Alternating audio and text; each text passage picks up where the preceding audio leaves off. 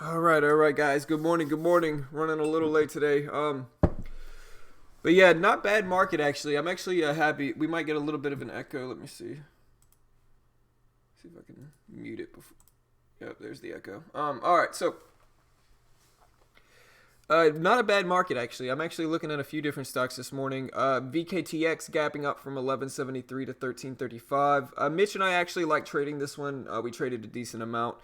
GLBS gapping up from 785 to 1030. That looks interesting. NIO gapping about 10 cents as well. We also have PXS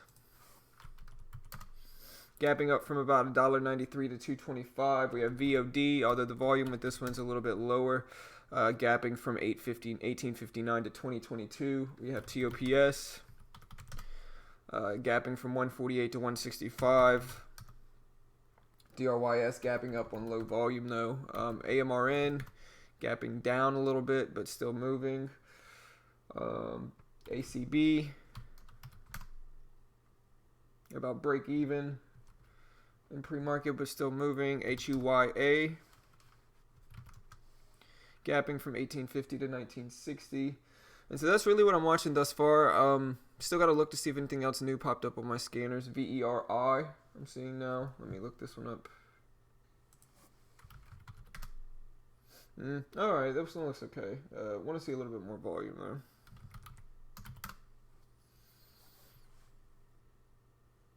though. Yeah, I got you. Who get this? Let me post that, man.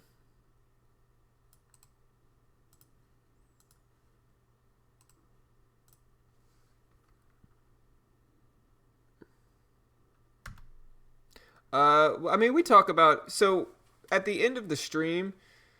At the end of the stream, Ash, we like you can see our profit and loss here in our account manager, and so you should be able to see. It's not just one specific trade; it will just say total P and L right here. If you can see that, and that will tell you what we're up or down on the day. Sorry, I just realized that I never adjusted it back after yesterday. This is the right screen. Sorry, you should be able to see total P and L right here. And that will show you what we're up and down on the day. We're not one of those people that hide our profit and loss. You'll be able to see it. What's up, Skynet? Long time no see, brother. BBOX. Yeah, it's just been in such a tight range from 107 to 105 since yesterday, man. I just don't know if I like that one.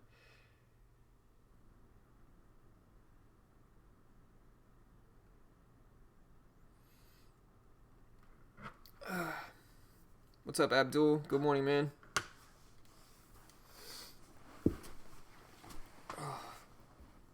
Gotta drink my coffee, man. It's been one of those mornings. It's really cold here in Texas. It's about freezing here in Texas, and so nobody's used to it here. And it's just one of those mornings, man. Sun woke me up over and over again last night. EYEG. Look at EYEG, Joe. Let me see.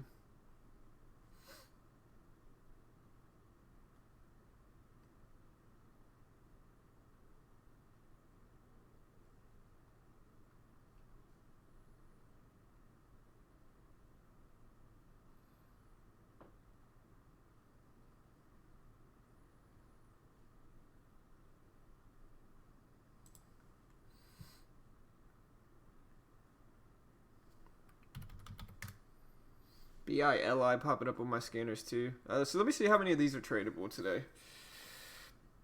Alright, we got VKTX, which should be tradable. It is. HUYA is tradable. Good. NIO is tradable.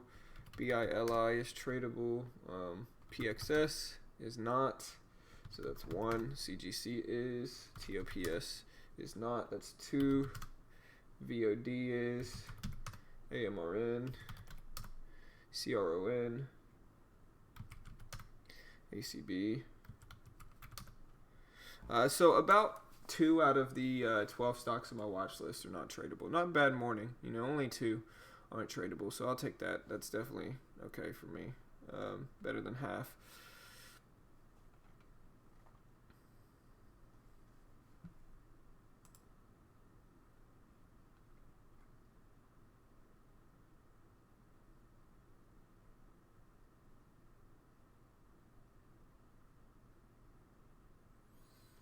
Yeah, man, I can only imagine what New York's like, Abdul.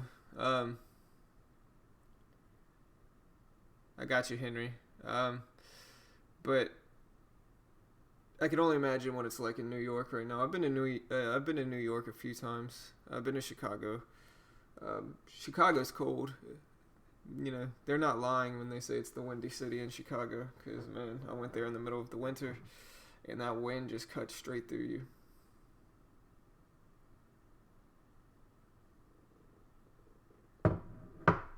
So Joe, so any everything on TradeNet is shortable. So not everything, but everything that's tradable is shortable. And so anything that you can trade, you can short. The problem a lot of the times is that some stocks you can't trade. This morning it wasn't too bad, but it's specifically cheaper stocks most of the time. Like a lot of times, the more expensive stocks are tradable.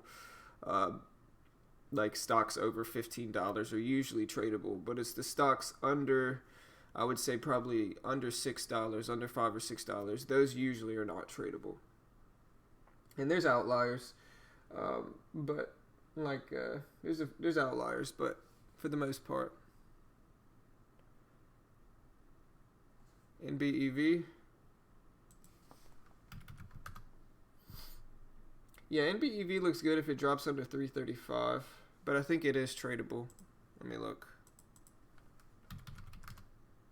Oh, they removed it again, man. So they've added this one back and then removed it back.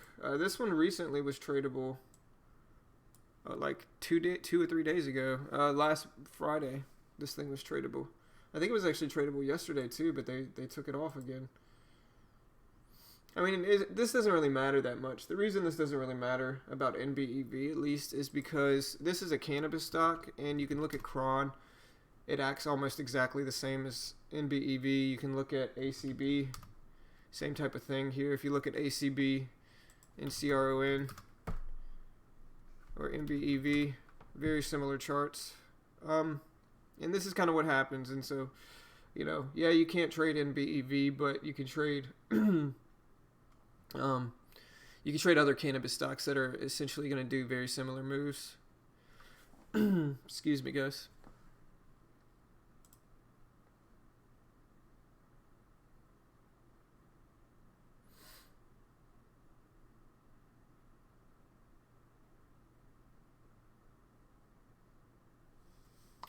I sent you the class. Expatriated Dave. I sent you the class last night to your email, man. I responded to the email you originally sent me, and I sent everybody the class yesterday. Yeah, I don't know if some of you all missed it. We're doing a free few days of classes. You don't have to sign up or anything. We just email you the link to the live classes, and so if you're interested in that, let me know. But yeah, Dave, I sent you the link, man.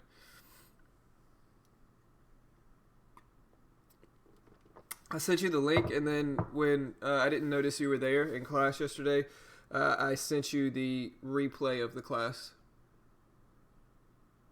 Yeah, no stress, Jason. I mean, that's weird. I mean, I sent it to everybody, but it starts at 7 p.m. Eastern time, so 6 p.m. my time.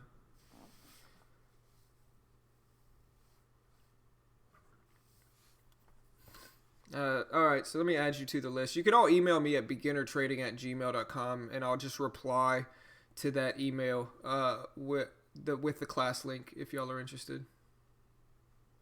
But here, I'll add you to the list, Brian.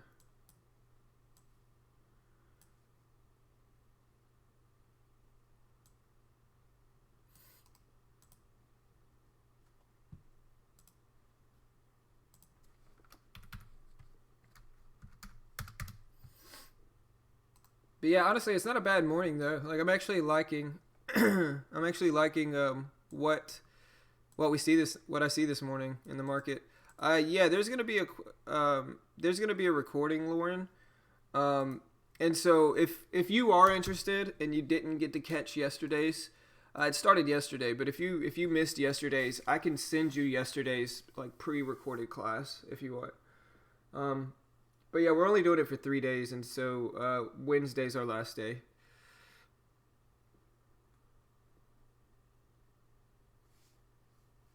But yeah, with any of our classes, like what we do is it comes with 20 live classes, and so 20 classes where Mitch and I are actually there. But then it also comes with like our backlog of old classes, which at this point is like over 20, and so really you're getting over 40 classes.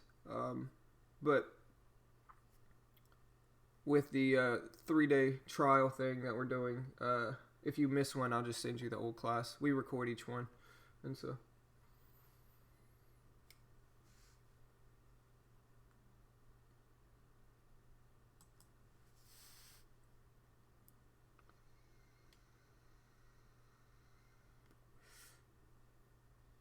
But yeah, definitely watching ACB, some of these cannabis stocks. But VKTX is really moving nicely here. Definitely watching VKTX, HUYA. I think my voice may be going out a little bit. Maybe I just need to wake up some. HUYA, I think I mentioned. GLBS. Let me see if GLBS is tradable. I don't think I actually checked this one yet. I hope not, man. What's up, 40? Good morning, man. What's up, Connor? Good morning. Donald, good morning.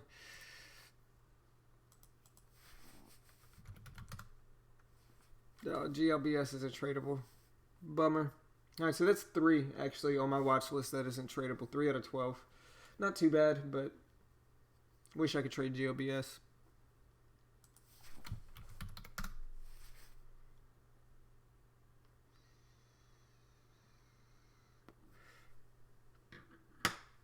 Let me see if I can find Mitch here. What's up, Rex?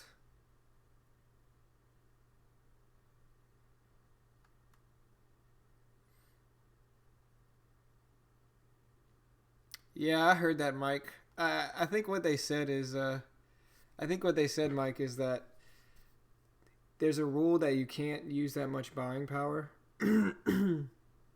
Man, my voice is going out. There's a rule that you can't use that much buying power, and so that's why they did it. I don't know, man. I don't know why they did it.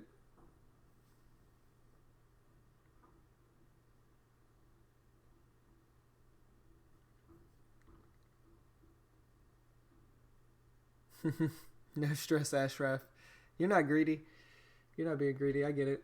Mitch and I's thing is transparency. Like, we just try to show people everything, and so I understand why you want to see my profit and loss, I get really sketched out about traders that don't show their profit and loss, especially their account balance. Like if you want to see how I'm doing, you can just look at my account balance right here. I'm down on this account a little bit, but I only used big sizing once, and then I went back to small sizing. But I really get sketched out about traders that don't show their account balance, and there's a lot of them, and they'll try to justify not showing their account balance, but there's a reason they don't do that.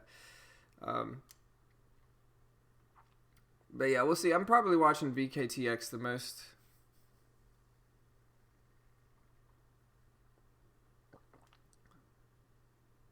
Yeah, John, that's what I was telling people, man. It's cold here today, bro.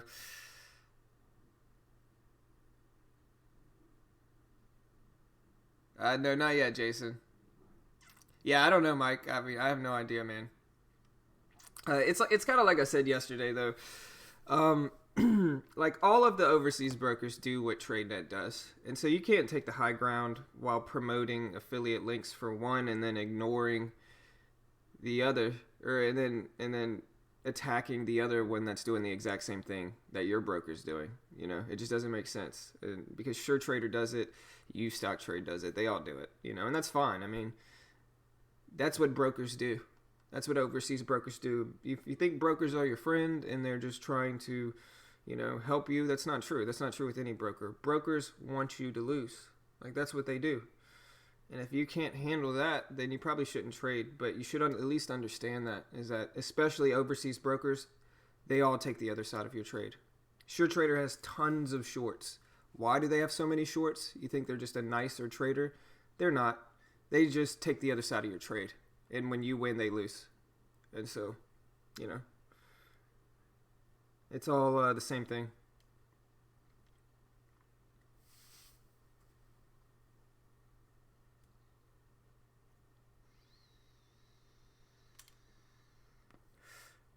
What's up, Ariats World, man? What's up, brother? Man, my voice is going out, guys. You guys hear me over here? I can't talk right now. What's up, Mitch? Hey, man, let me get the thing started, brother.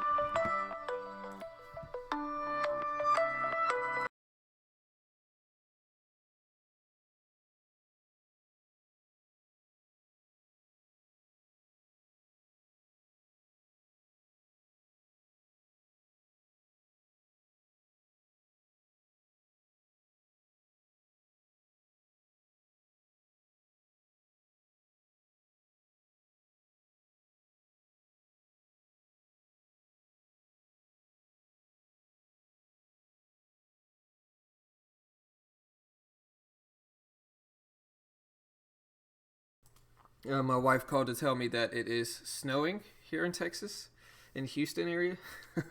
She said barely, but it's snowing a little bit in Houston. That's cool. Um, Here, Mitch, I'm gonna send you. I'm gonna send it to you in Discord, bro.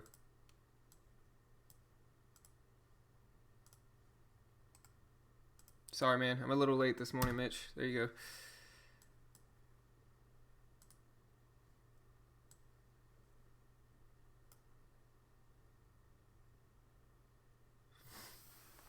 I mean, Mike. Honestly, I said the opposite. I mean, I out of my 13 stock watch list, only 3 were not tradable. Only 3 out of the 13 on my watch list, and so like VKTX is tradable. NIO. What was the other one? GLBS is not. PXS is not. But VOD is. HUYA is. Let me see what else. AMRN is. ACB is. CRON is. And so.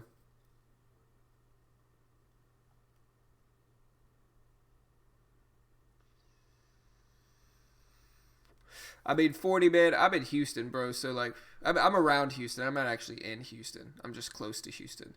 But it very, very rarely snows here. Like literally last year, it actually snowed for like 3 days, and schools were closed down. It was crazy. You know, I'm from Louisiana.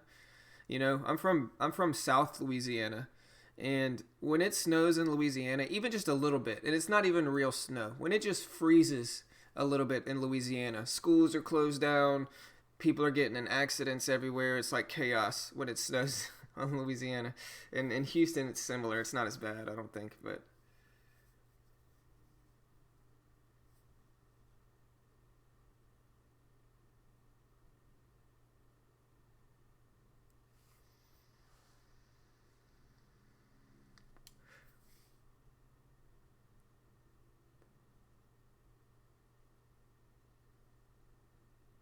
Joseph, yeah, a few people use them. Mike, you're probably not lying, man.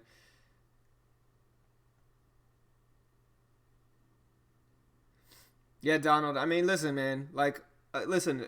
I'm not one of those guys. People hate on Mitch and I for a number of different reasons. And that's gonna happen. But you'll realize, like, there's some guys that are just mindlessly defending TradeNet, and I understand that, you know. And there's some people that are just mindlessly attacking TradeNet. I'm not either one of those people. You know, I'm not doing either one of those. I'm just telling you guys the truth, which is there a conflict of interest? Probably, you know, but they all do it. Sure, Trader does it. You know, Ustock Trade does it. Most overseas brokers do it. And so it's not really a big deal to me because I understand that before I signed up. I understand that about overseas brokers in general and about brokers in general. And so, you know, if you want to make a bigger deal than it really is about it, fine. To get attention and drama, that's fine. You know, whatever, do what you do. But, you know, I'm just telling people the truth. That's all I can really do. See if they hear it.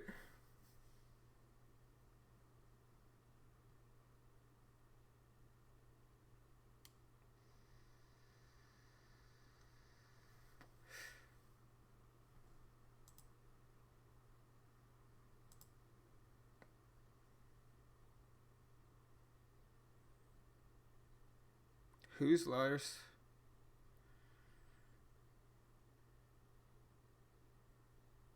Uh, Teculitis, I haven't actually been profitable enough yet, mostly because I've been using small sizing.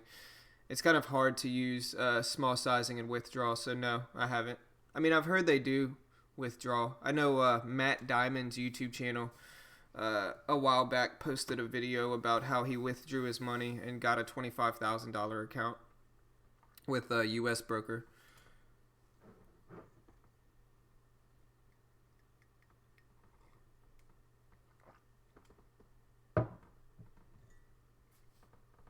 But we'll see. I still have to scale up to bigger sizing, so hopefully I'll get there soon. If I do get there, I'll test one out and we can see what happens. You know.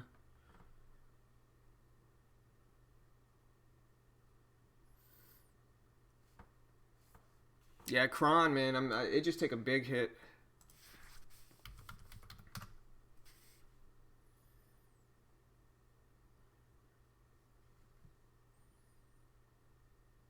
Yeah, no stress, Teculite. Sorry if I'm mispronouncing your name, right?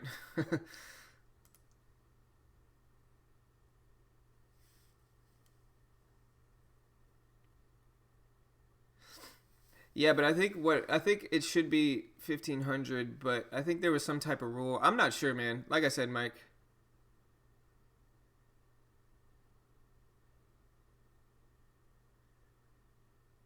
I'm not sure, Mike. You know, I have no idea, man. You know, like I said, I don't work for TradeNet. No idea. Don't know the rules. You got to read the contracts. I'm not sure what happened, man.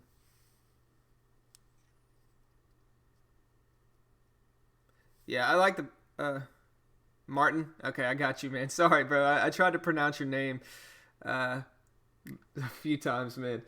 And so sorry if I messed it up, bro. Yeah, there's no way I'm taking. Mitch and I were talking about this yesterday. Like, we can't take, like, with our type of strategy, and I think most people know our strategy at this point, I can't take a million shares if I wanted to. It just wouldn't work, you know?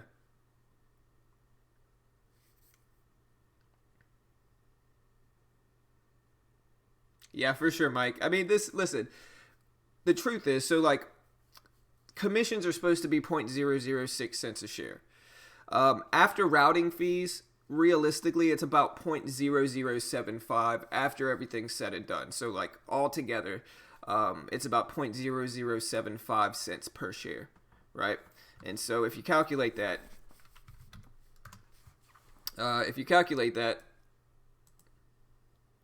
200 shares is, 200 shares is, man, there we go. 200 shares. No. It's 200 times 0.0075. I don't know why I can't get that right. All right, 200 shares is $1.50. $1.50 in, and that's actually the minimum. So 200 shares is like $3 for a round trip. Something's off with my math, actually.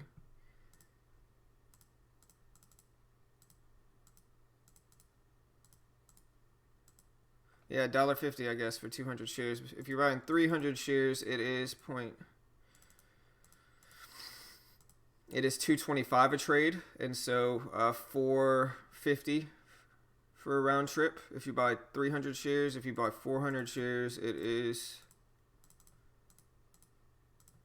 $3 for round trips, or $3 per trade, so $6 for a round trip. And so regardless of how you want to put it, if you're using less than 1,000 shares, the commissions are ridiculously cheap. Um, Super cheap.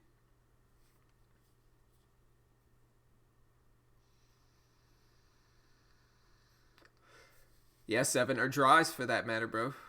You know, OGEN, man. You know, where dreams come true. Mitch, where you at, bro? Let me look. Oh, you're in here. Maybe I gotta let you talk. I do. Sorry, man. You should have said something, man. I would have promoted you a lot. Made you a panelist a lot. There you go, Mitch. You can talk now, man. Sorry. You should have said something, bro. I now allow you to talk, bro. Yeah, today, guys. You now have permission. You know, that's all I'm saying. John was trying to leave me out today, guys. How come you guys don't start the stream around 7 a.m. to 7:30 Eastern time? I'm here in New York. Most traders start their scans at 6:30. To be honest, Adele, it's because I have kids, man. My kids are up at 7, and I gotta feed them breakfast, get them ready for school, get them dressed, get them out, load them in the car for my wife, and let my wife bring them to school. And so usually they leave at like 7. I don't know. They leave at like 7:40 is typically when they leave, and you'll see that's when I start the stream up. And so yeah, it's just because I got kids. I don't really have the time to do that. Yeah, I mean, at the end of the day, I don't think there's going to be many people here from 6:30 a.m.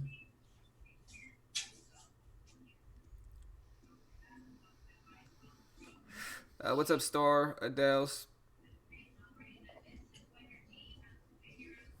Yeah, I mean, when we talk about that, Adele's, if you're trying to pay attention to what happens overseas and everything, you're just doing a completely kind of different trading strategy. And that's not really our niche. Our niche is kind of just attacking certain sectors, cheap stocks with low float. And that's what we try to focus to. We don't try to pay attention to the whole market, because if we try to pay attention to the whole market, there's just too much noise out there, and you definitely won't be able to hone in on what you're trying to find. For sure.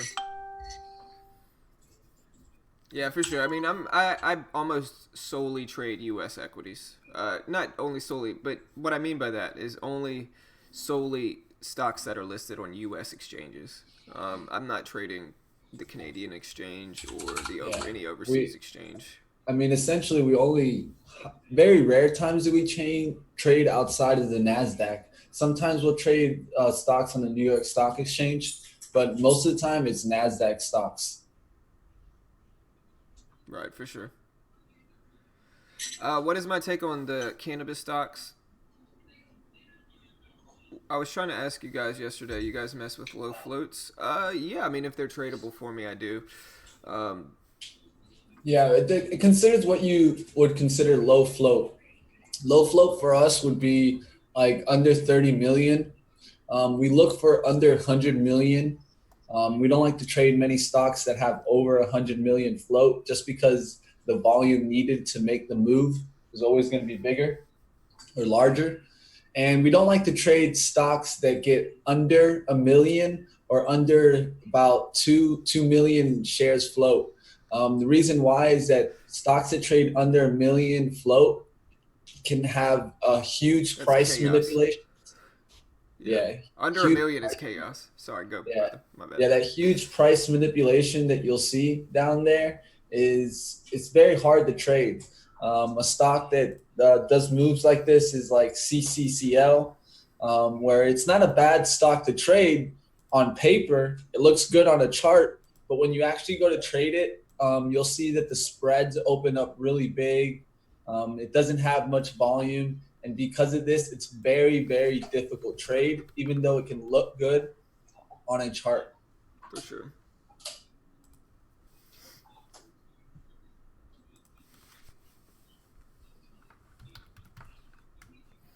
All right, so we got about 9 minutes until the market opens. So today's news is brought to you by SnapTrade. That's SNAPTRADE.US. And awesome free scanner for traders to take advantage of.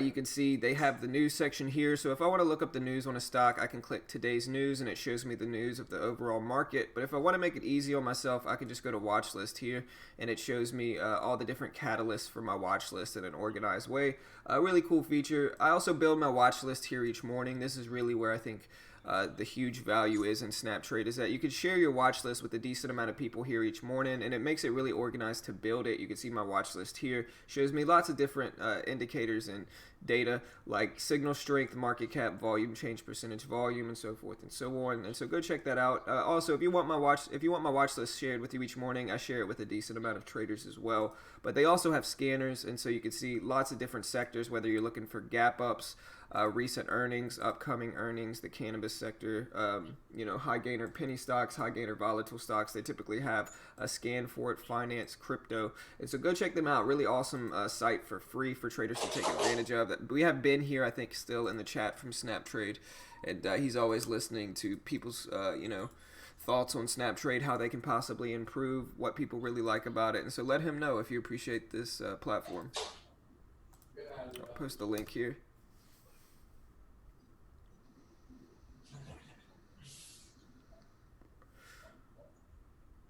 Yeah, man. When SureTrader bought all the shares of AWX, it was super shady, man.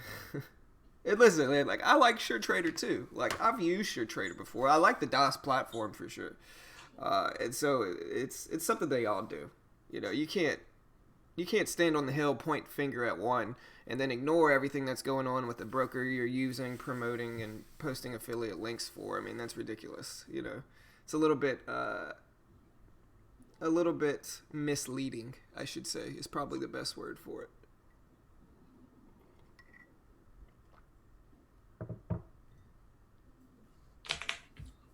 All right, let's get you a bowl, Marlon. All right, so let's look up the news on some of these. First, what I'm looking up is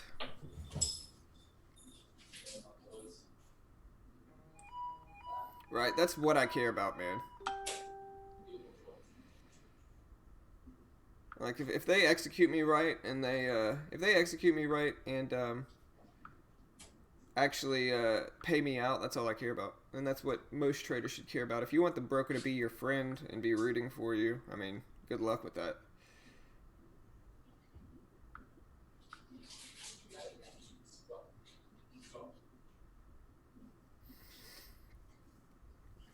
All right, so we got about 6 minutes until the open. Let's look up some news. Good boy.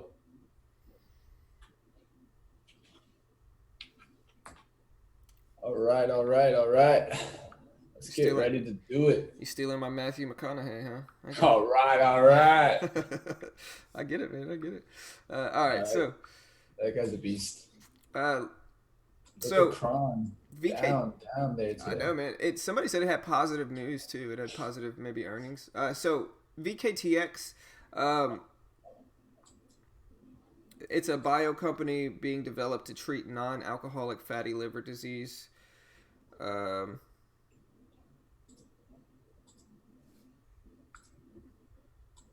So they met their goal in the phase 2 study of their biodrug for VKTX. And so that's a real catalyst. We'll see what happens with it. Next one I'm looking up is CRON. It's dropping a pretty significant amount here in pre-market. Let's look to see what's going on with this one. Revenue spike in Cron.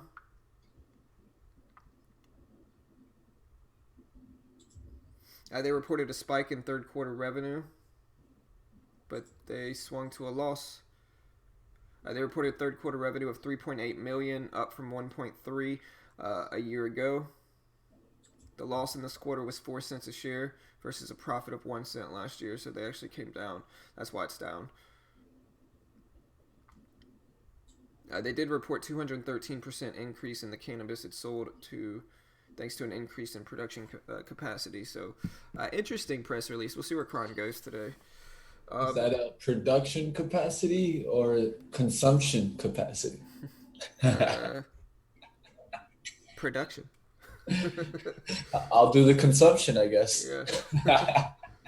All right, so looking at VOD here. VOD gapping up, not a ton of volume, but it's tradable and it's gapping up as well. We can look at VOD here. Then I gotta look at GLBS.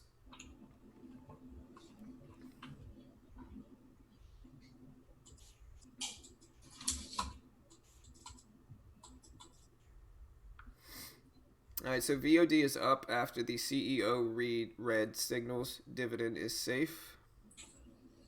The new chief executive unveiled stronger than expected results and kept the dividend stable while he tries to rein in debt. And so, interesting for VOD. Go look at GLBS here. I think this was a shipping as well, right? GLBS is a shipping stock too, I think.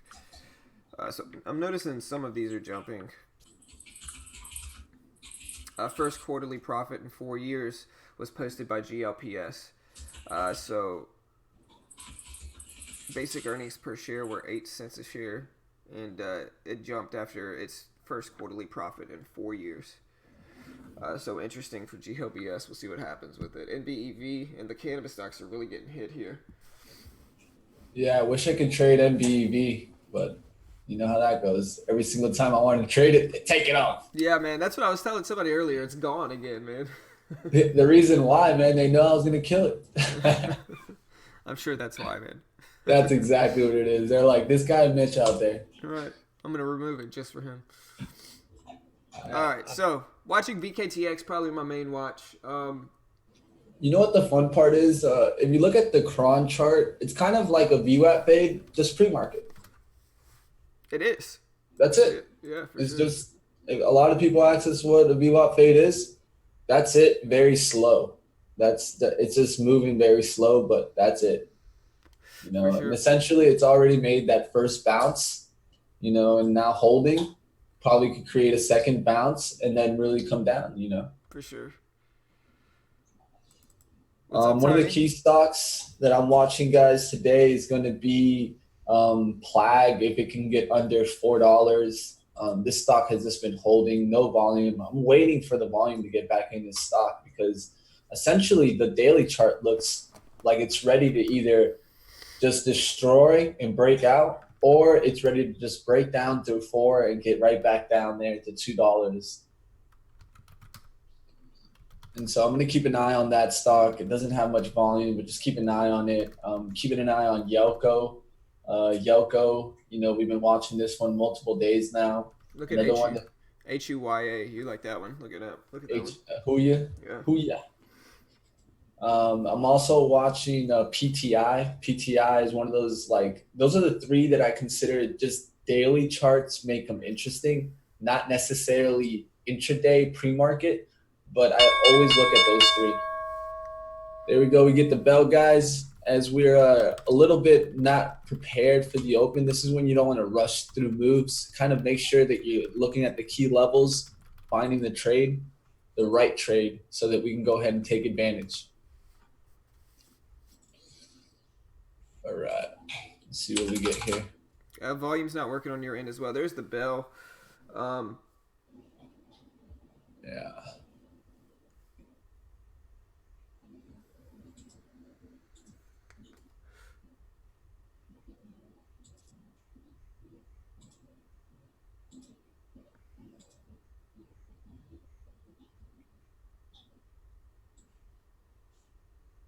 Yeah, I'm having some weird action here. Let's see.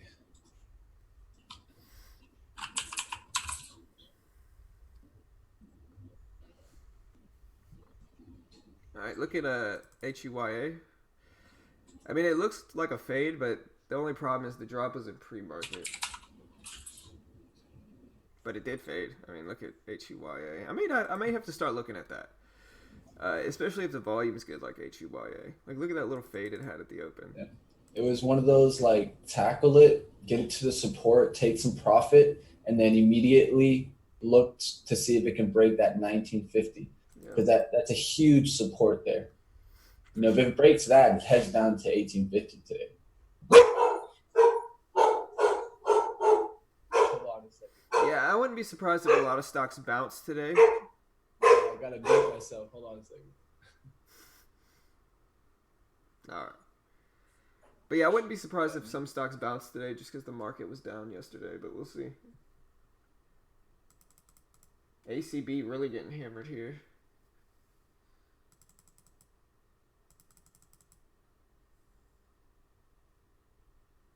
I hate to do it, Mitch. I gotta go to the restroom, bro. So.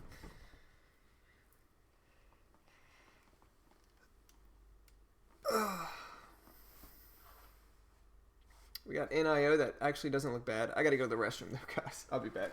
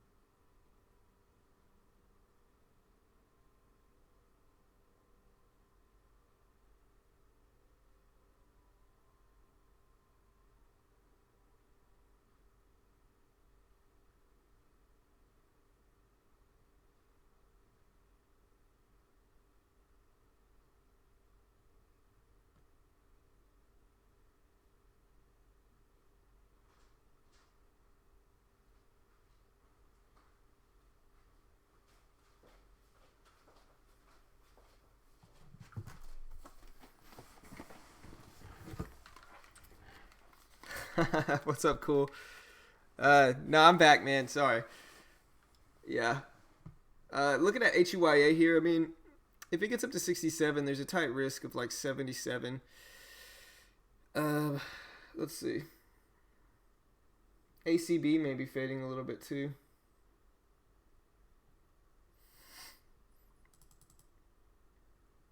But VKTX gets up to 1350. Not a bad risk level there. Let's see what else we got. All right. I'm back. I'm back too. Oh, VKTX. Yeah, man. Watching it, seeing if it pulls back to 1350. Man, nice wash now. Anything else out there you guys seen? Cron pushed up. PXS, big wash, but it's not tradable. HUYA maybe. Mm-hmm. From 67 to 76. All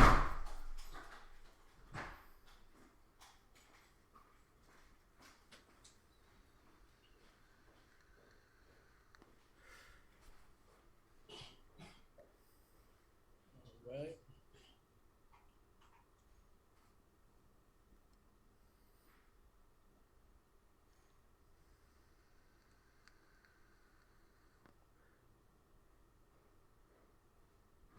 That's right, Adele. That's basically how it is, man. All right, so gonna see. Looking at VKTX here and maybe HUYA, although don't like HUYA as much here. CGC, the cannabis stocks are actually rebounding today. They're pushing up. PXS pulling back. Maybe gonna test the VWAP here, but at this point, I'm kind of watching VKTX.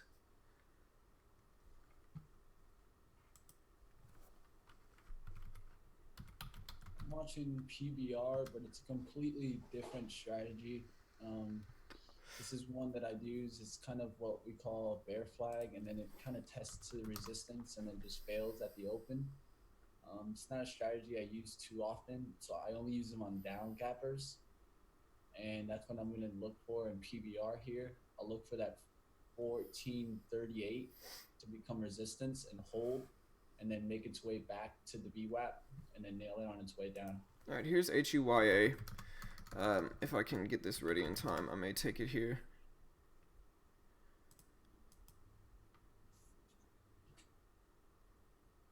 Spread needs to get a little bit better though. About a 9 cent or a 6 cent spread. Where's your risk going to be? 75. Oh, that was my entry too, right there. 75 reward would be down to 20s. Gotta see the spread even out though. The spread's a little gnarly with this one. Yeah, I'd wait for it to just tap right slightly above here. There you go. Get into that area now. Well, if the spread's too rough. I don't mind it now at 5 cents, but the spread's got to even out. It's like almost 10 cents at that point. That's why the limit orders. That's why I don't like using markets. Puts you in that position where you're not even able to put out an order right now. See, there it goes, man. I wish the spread was better because it followed through perfectly, but It's part of the market thing. It's not your fault. right. I mean, it just followed through nice. We'll see what we get, but I don't like it as much now, even if it bounces. Just because, preferably, I'd like to get in around here. We'll see. I mean, it's trying, but that was the move right there. If everybody can see what I'm looking at, I'm looking for this fade on HUYA. Tried to get in at 1960, but the spread was 10 cents. I'm not trying to be down 10 cents as soon as I get into the trade, so no point in that. Just gonna move on, see if I can find anything else. Cannabis stocks are rebounding some. We got VOD dropping some. If VOD pulls back to 2009, I would consider it for sure. Yeah, spread's just getting worse, but it did drop down to 1930s for HUYA.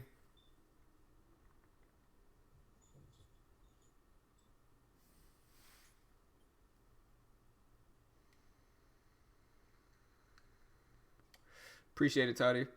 Oh, yeah, sorry, Anik. Sorry, brother. Here, I forgot to do that. Here, let me put up my intraday scanners. That might be helpful, huh? Yep. Appreciate reminding me. I would have forgot about it. Oh man, VKTX. Yeah, I just saw that one. Oh, I was looking up that. that was pretty. That's two, man. I'm worried we're not going to get another one today. Be bummed out if we don't. Yeah, that one was one that I put I would attack there. Yeah, man. Just a tight risk of 59.60 too. We'll see. I mean, I'm not necessarily opposed to taking it here. If we can get up to 30s, big if.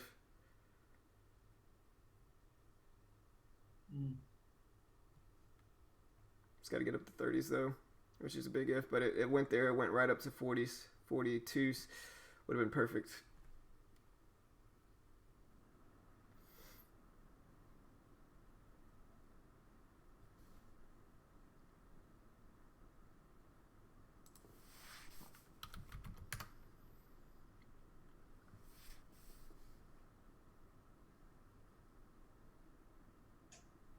All right, trying to get a little pop in PBR here to resistance and short. Kind of looking at VOD. I mean, if VOD can get up to 408, I don't dislike it. Gonna wait though.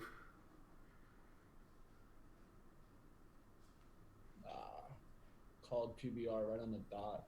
Went to the resistance, just couldn't get in there at 38s and 37s.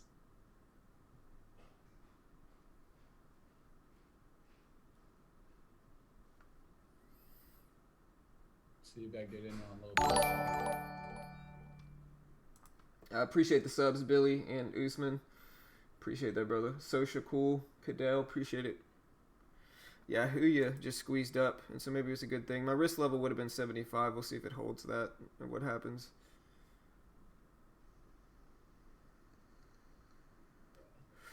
But, I mean, it already faded back down to the 30s already, so could have taken profits there. Yeah, there's the squeeze up. And so this is what we call a washout long for HUYA. I guess it's a good thing I missed it. Now I'm looking at it to see if it holds this $20 level. If it pushes over 20 and holds, I think it's a little bit more interesting.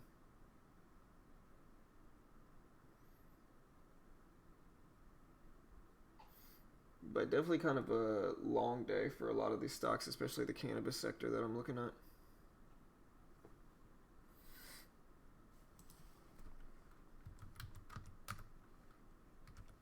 What's up, Dex?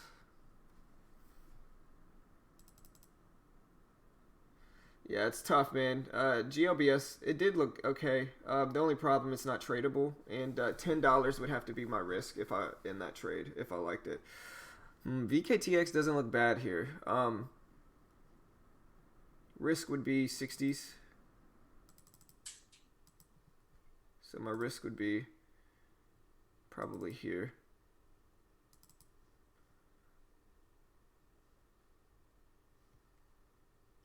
Looks like a red to green move also. Yeah, that's the only reason I'm a little hesitant, because I saw HUYA do it. I saw GLBS kind of do it just now.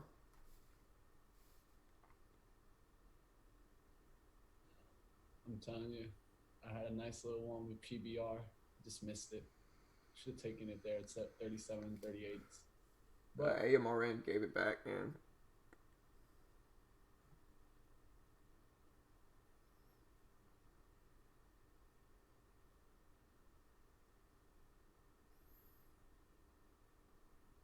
Only difference though is that VKTX is in a completely different sector than HUYA, and so for that reason I am thinking about it. We'll see.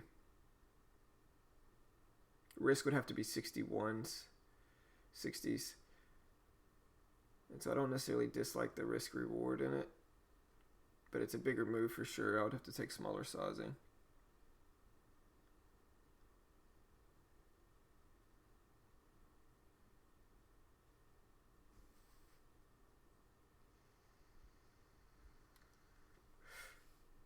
I like that resistance at 50 cents. Let's look. I'm really considering VKTX here. Yeah, me too. I'm gonna put an order out here at 35s. I put my order out there at 35. Let's see if I get a little bounce fill here. Nah, there it goes, man.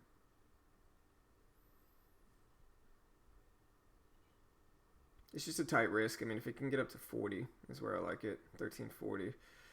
Risk of 1360. So 20-cent risk, much bigger reward.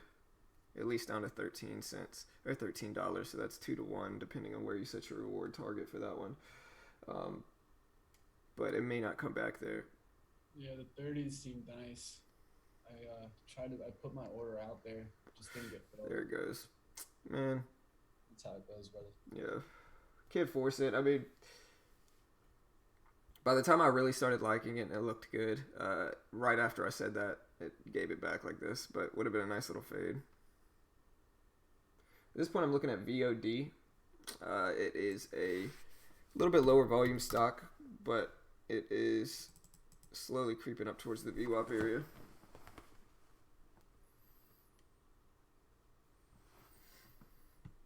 XOG. Where we'd be taking our first little profit here. I know, man. That's why the 13 was a reasonable reward target too. It would have given me 2-1. If you get in at 1340, set a risk of 1360 here. Set your profit target at 13. It's 2-1. Would have taken the first two for sure, but What up? that's how it goes, man. ATXI. I see a few people talking about that one. Let me look it up. S-Racks coming up. It's already almost filled the entire gap for ATXI, and so for that, I mean, I just don't really like it that much. What did you say? S what? S-Racks. Or Oh, SRAX. Man, yeah. I think got hammered. It's a scary, scary drop, man. You're in that thing going long. It's above the VWAP bullish trend, and then it just tanks. What is that? 40 cents. Kind of a weird move for HUYA too. I mean, it went up, tested that $20 level, came right back down. Ugh, VKTX, it hurts, man. Trade idea was correct. Missed it though. It happens, brother. At this point, the only one I'm really looking at is VOD. See if VOD can pull back some here.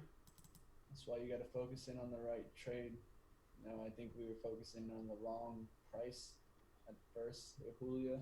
Yeah. And I was focusing on the wrong strategy in PBR. It wasn't a bad trade. I had the right trade idea also on PBR, but still doesn't mean that we weren't dialed in or in the zone this morning. Yeah, Dex, I do see that for ACB. The big thing with this one is that I would want it to hold over that previous high of the day at 680. Risk would have to be tight here for maybe 675. And so we'll see. But that's what I was looking at for that one. Same thing with CGC. CGC might be a VWAP bounce too. And VOD's giving it back before I really had that chance.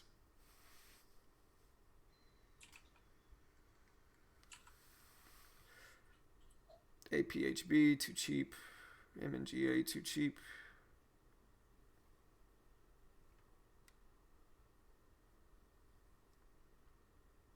ETRN, popping up on the scanners. And there goes Huya giving it all the way back. What is ETRN, a recent IPO? Oh, it's an OTC stock. Yeah, we missed VKTX. I hope everybody can see. You're dying on me, John. I need you. Oh man, dude. Like I said, my voice is kind of going out today. But yeah, I hope everybody could see what we were looking at for VKTX here. VWAP fade here. Risk of here. Reward of at least the first one here and then here. Just missed it.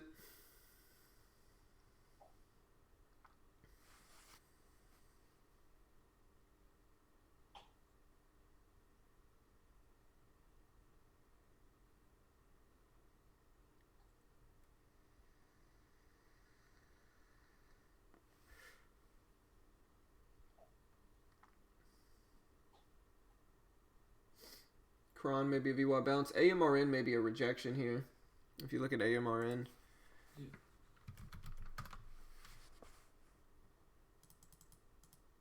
I'm looking at a potential VWAP rejection here for Huya.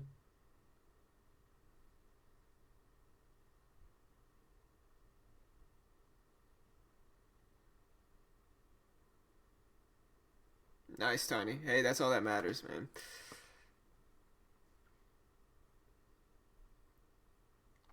ACB breaking under the VWAP. I was kind of looking at Cron. It looks like a bounce. CGC looks like a bounce. ACB's in the same sector. We'll see if it holds. There's AMRN with the rejection. Risk level. Maybe here. Oh, that VKTX. I know, man. Listen, we called this one out on the nose, but just didn't do it. The strategy's legit, man. I mean, it doesn't always work, but when it does work, it usually gives you some profit. Yeah, should have taken that one and try to average into it. Had an order set for 1330s a whole bunch of times, just never getting it in.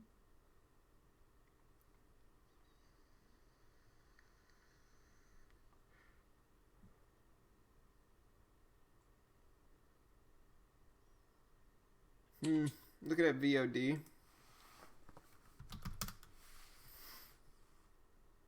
Days like today, I got to be careful not to force anything because I really want to trade. Like yesterday, I didn't trade either. Missed a few yesterday. And so today I really want to trade, but only one that I really liked was VKTX. And that's how it goes. Exactly.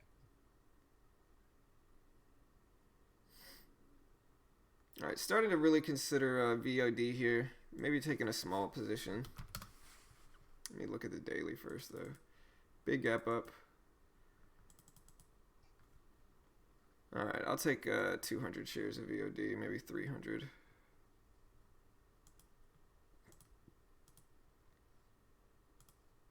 All right, I'm in with 200 shares of VOD. We'll see how this one goes.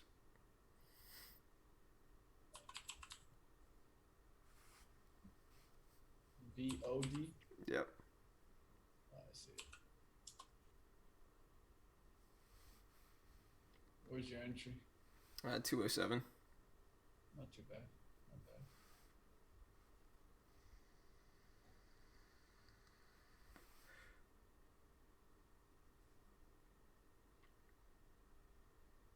Yeah, for sure. I mean, I'm usually pretty selective and disciplined. Like, I usually do pretty good with not forcing trades. And so, you know, it's a fine line. You know, I stream. People watch me stream. They want to see me trade. And so sometimes I just can't make them happy. You know what I mean? Sometimes I just got to do what I do and protect my account, even if it's boring to watch. But I think it's a good lesson that you got to be selective. Let's see what we get here for VOD. Probably be a little bit longer term hold. Just gonna look for it to. XNet, guys, XNet looks really good right now. I just can't trade it. I would be interested right now. Bunch of volume came in at 645, guys. 99,100 shares twice.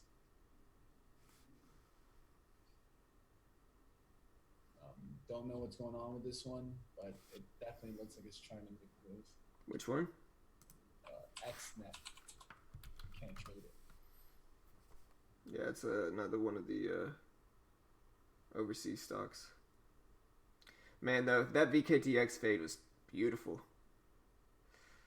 Perfect, man. This thing faded from 1340 down to 1260 quick, too.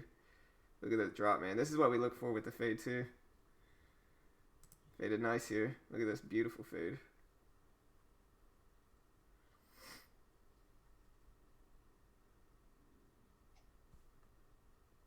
Yeah, I'm in VOD, Tiny.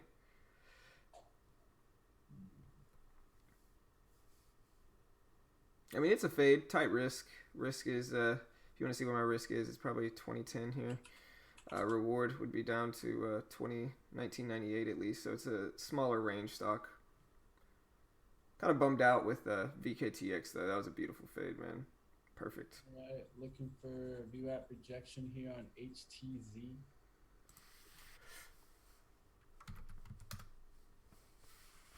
Yeah, see if we can bounce up there for HTZ. I'm just going to turn VKTX off. Unless VKTX pulls back to 1320s. That's what I would consider taking if it pulls back to the VWAP now for the second test.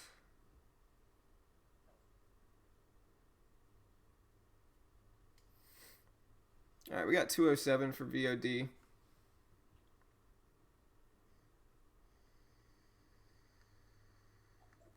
We'll see what happens here.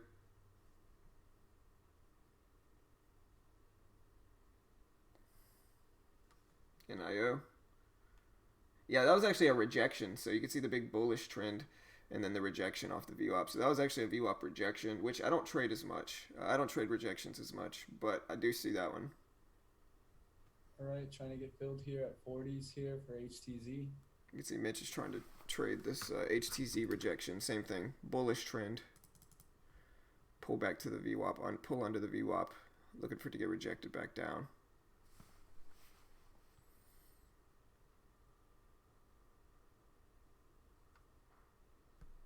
All right, filled there. At a risk off of 50 here, guys. Really quick risk.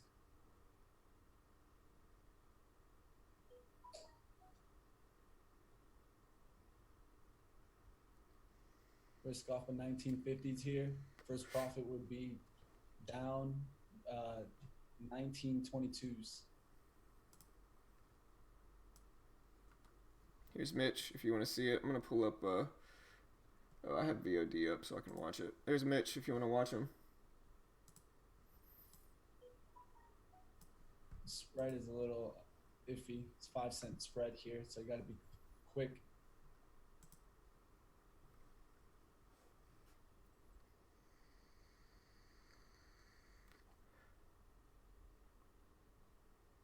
No, I've heard of them, Salty. What's up, man? Haven't seen you in a while either, bro.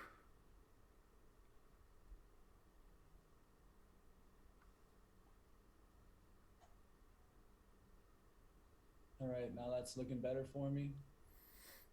Where's your profit and loss? Oh, you're hiding it. No, it's just on my top screen, guys. I just have two screens. I like to not pay attention to my realized and unrealized, so it's on my top screen.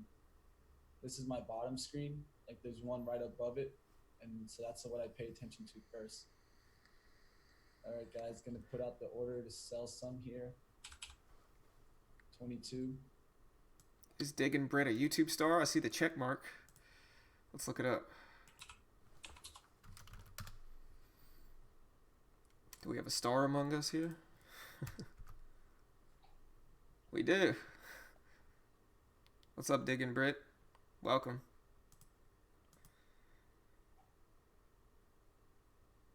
That's crazy.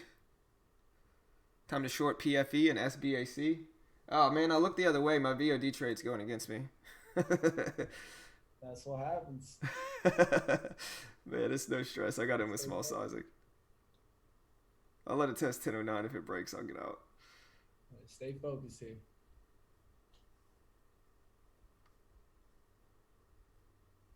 All right, we got below VWAP. This is what I wanted to see here, guys. Now I wanted to get back above that 1943. Risk is still 1950, but I don't want holding back above that. I want some volume added here near this VWAP rejection. Come back down to those 1920s.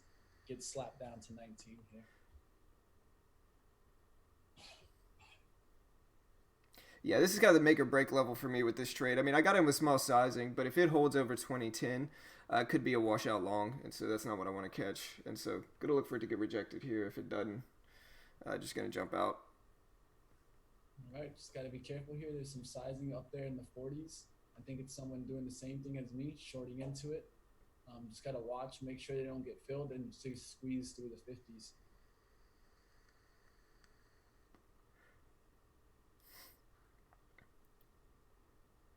All right, so it's back to 2009.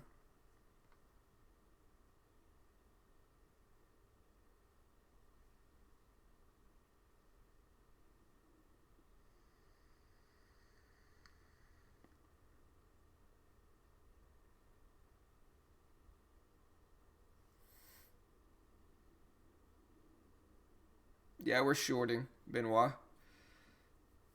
I think I'm pronouncing that right. Benoit, correct? All right. I like this move right here. Just need to get it below the support there, and then I can sell a little bit of my first shares. But yeah, when you short a stock, you're basically profiting from the stock going down. And so that's what shorting is, when you profit from the stock going down. Everyone can see my average cost here, and Yeah, I can that's pull really you what I up. try to pay attention to, guys. Is I try to pay attention to average cost first. Then when I close my first amount of shares, I can look up and see how much money I'm making. That's the least of my worries. The only concern is really trading this 1940 the correct way. You don't want to go ahead and end up not being able to, one, capitalize on your trade execution just because you're paying attention to, you're kind of scared because of the realized and unrealized changing so much. It's just a number, guys. You don't pull it out until you're done with the trade. So just pay attention to the actual trade itself. That's one of the best tips I can give. A lot of traders actually even take it off completely. I don't feel you need to All take right, it I'm off out. completely, but you need to watch it and put it to the side. Down $12 on that trade. It just broke my level. At this point, it could be a washout long, and so All no right, stress. First looking loss, to and cover a little bit here. Looking to yeah, cover a little bit here. let me pull you up. 22s. There's this 22s popping up there. There you go. Closed a little bit there, guys. Have 100 shares left here in 1940. Let's see if we can get down to 19 now. Let me go ahead and put out an order to sell the rest of the shares at 1905 here. When it goes and approaches that down move, I want to go ahead and just put it out, sell a little, last little bit. If we do get back to VWAP, guys, I'm going to go ahead and add my shares right back in here, and might even add a little bit more. Might add 200 shares to get full size position into this. It looks good now. Now I'm letting the trade work and see if it can really smash down on me. Yeah, I got out of VOD. I got out of VOD at 2012. Once it started to kind of make that move back up. I'll let you guys see the account manager here. It's right here. I just kind of don't like using it that much because it would have already made me kind of I don't see it. There it is. Okay. I had to unclick it. I was holding it there. I don't really like to see this, guys. It just creates emotions way too much. I'd rather have it up at the screen above me where I can just kind of not really pay attention to it. And when I need to, I just look up, if I need to see what the amount is. But I have this window right here that's only about position versus actual wins and losses. Yeah, that's not Ricky. Craig, that's Mitch, man. Mitch is my partner in this. If you're talking about me, no, I'm not Ricky. My name's John. What's up, Ricky? Yeah, that was a losing trade on VOD, but no stress. I got out right before it squeezed up like it did, and that's my first losing trade in 4 days. And so, the last 5 trading days, and the last week of trading, 1 loss, 4 wins. So not bad. All right, guys. Let's see if this crashes down to 19. Huge window here on the daily chart. That's why I attacked this chart. Is that I saw the daily chart looking really nice, gapped up. First red day. Could have red day number 2 here and really start slamming down here. All right, guys, we're going to get this move here, probably down to the 19s here. We're probably bouncing off the pre-market. Let's see where we have the support here. We have a support here at 1907. And then it comes down to $19 here. I'm probably going to go, as this one crashes through right here, I'll probably sell the shares and maybe keep 50 shares or 25 shares. But the reason is that I went to this looking to get Appreciate this the sub, Craig. to 19. I'm more than happy with just taking that trade, getting on out of here. This is the second support, you could call it. It's kind of like a pre-market high, but I'm looking for this move down to this 19.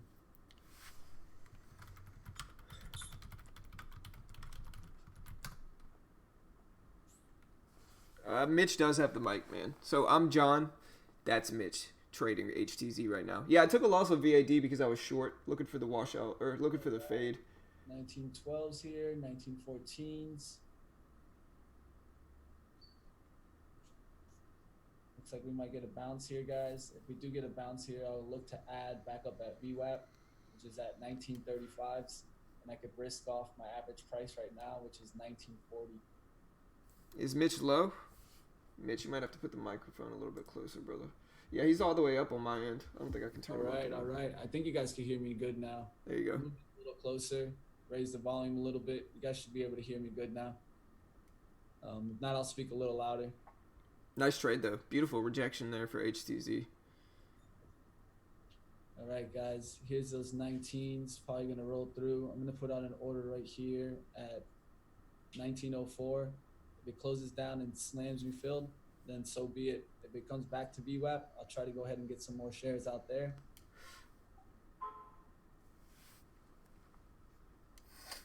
See what we get right here.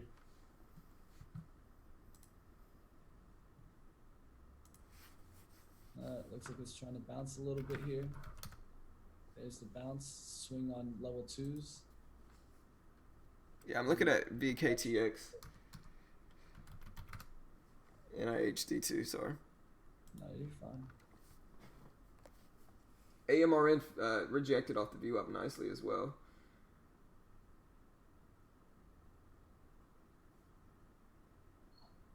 Switch it to 1905 as it approaches 1905. Should be able to get some fill here. It held really well there at that 1907. We can go back and see that it's holding this right here, this 1907.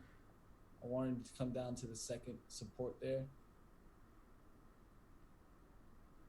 Yeah, I'm going to have to buy Mitch a new mic. What kind of mic you got, Mitch? They say my mic overpowers yours.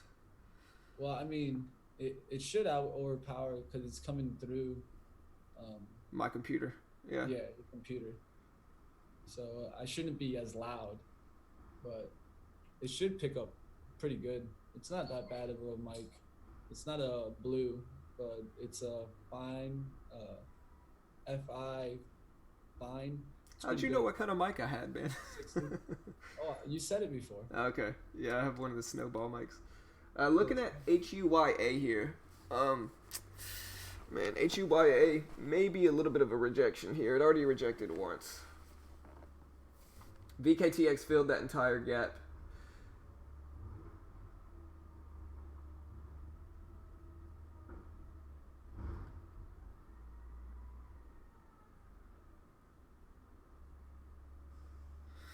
A mini hedge fund? No, I'm not. We're not really about doing that. I mean, Mitch and I have been doing pretty well, you know. Like, I could show you my stats from the last week, aside from today's trade. But my stats aren't bad for the last week. Yeah, looks like we got that bounce, strong hold there on that support. A little part of me was thinking about just taking some off there and adding, because I have no problem with adding back up here. Just one of the key things I'm trying to do more of is not being scared of taking the profit and looking to add the shares right back. And I got to get used to that, you know. It's one of those things that it's not something that I commonly do. So this is like the next step in the evaluation of my trading and development, is learning how to take that profit and add the shares right back, because I have no problem with adding shares back. What I usually have is that I want my target. My target there was 1905, and I was sticking to my bones there. So Dex is asking, why'd you take the HTZ trade? So he took the HTZ trade because you could see it was a VWAP rejection, Dex. And so we went over this in class yesterday, if you can see it. So bullish trend, pull underneath the VWAP, pulls back to test the VWAP here. He set a risk of 1950, and then a rejection back down.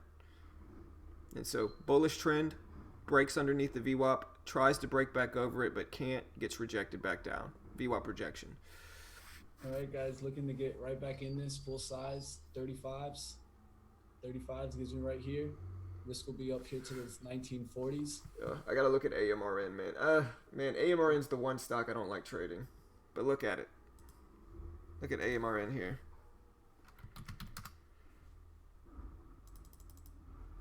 Risk would be 40s. All right, guys, got to be careful here, guys. I'm refilled here. Refilled. Average is 38.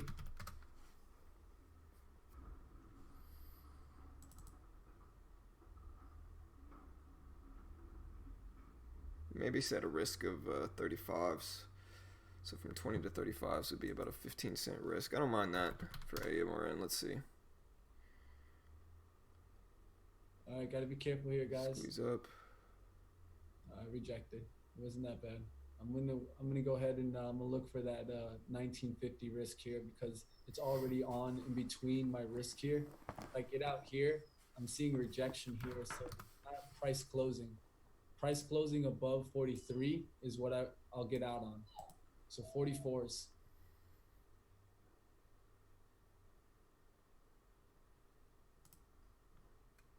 All right, I might jump in AMRN here. Risk of 1950 was good, I think. So that would give me about a 20-cent risk.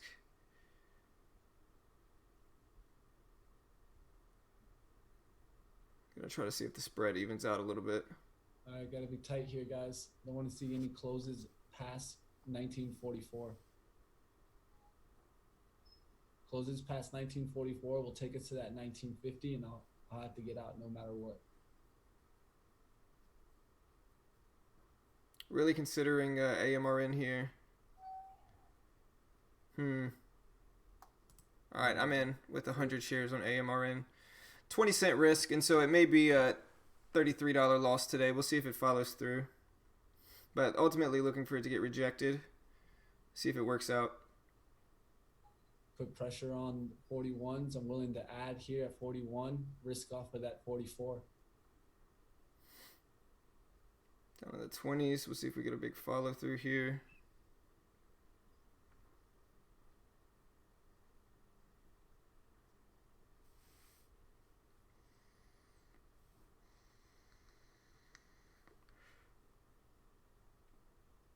Gotta be careful. All right, looking good for me now. Willing to add here at 40.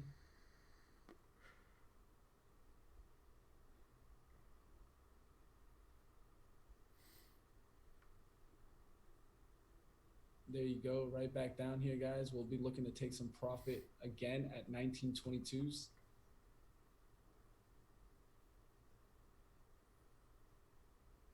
I like how you scaled into it and scaled back out. All right, there's a little bit of a drop here.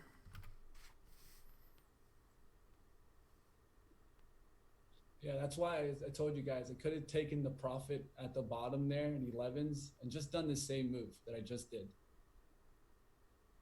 And that's what I'm trying to get to, guys. That's my next step in this strategy, learning how to do this part of it. Scaling in and out. Yeah, it's definitely the next step in how you kind of expand your profits. I've already expanded my profits enough to where I'm profitable, but now I'm really trying to take advantage of that profit. All right, guys, right here, I'm gonna look to take some right here and put my order out at 21s.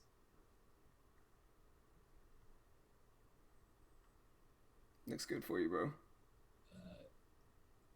Switched it to 22 as I saw it kind of hold that level right there. Should have had my order out there. Maybe would have got a little fill there. Didn't get filled down there. So I'm just going to look to hold right here. Just got to protect my position here. All right, so I took a little bit of profit there. It's the support on AMRN, the support level here. It's a little bit of a quicker mover, so now with these last shares, I can just let it work. See if it can crack under 19.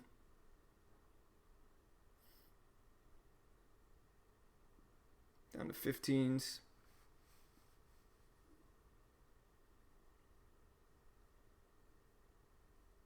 Right, here's that move, 22s. We got to work on getting one where it's split screen so they can watch both of us.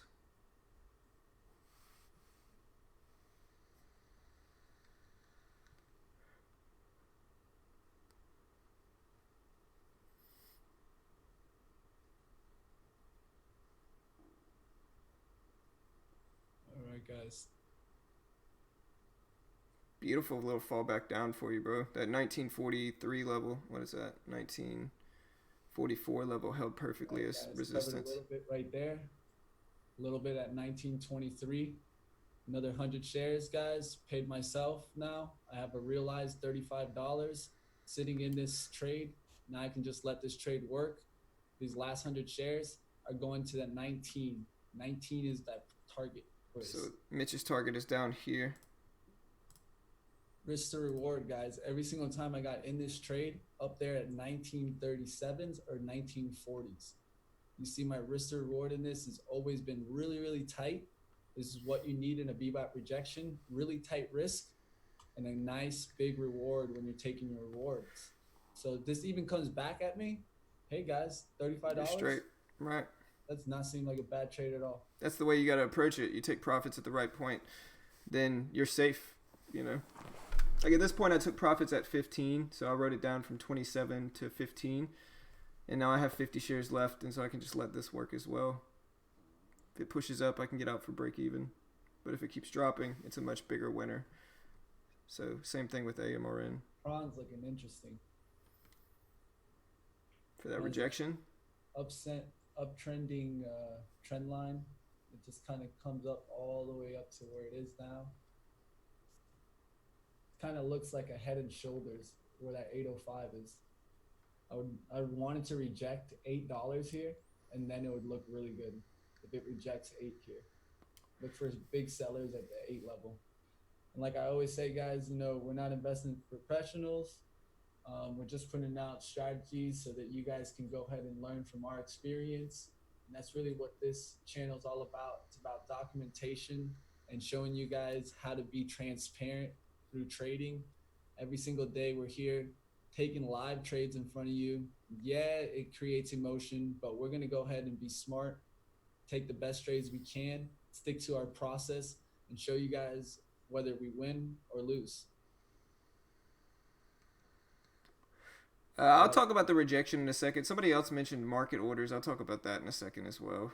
Break even here on the rest. Don't want this back up here testing up there. So we're going to squeeze.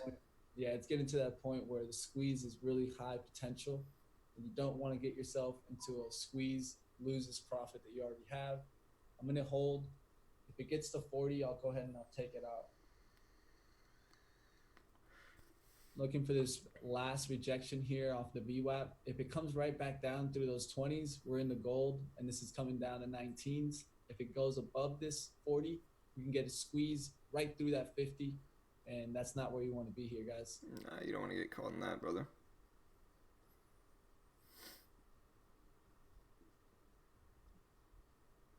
What I do like to see is that all the volume has been in the 30s. So pretty much people trying to add to those 40 shorts, or there's someone that has been accumulating volume near the bottom, but the bottom would have been near that 19 price. You see a lot of volume has been taken. There we go. Liking this drop for AMRN. See if we can get dropped down to 19. Get a wash under 19, down to 10s, 8s.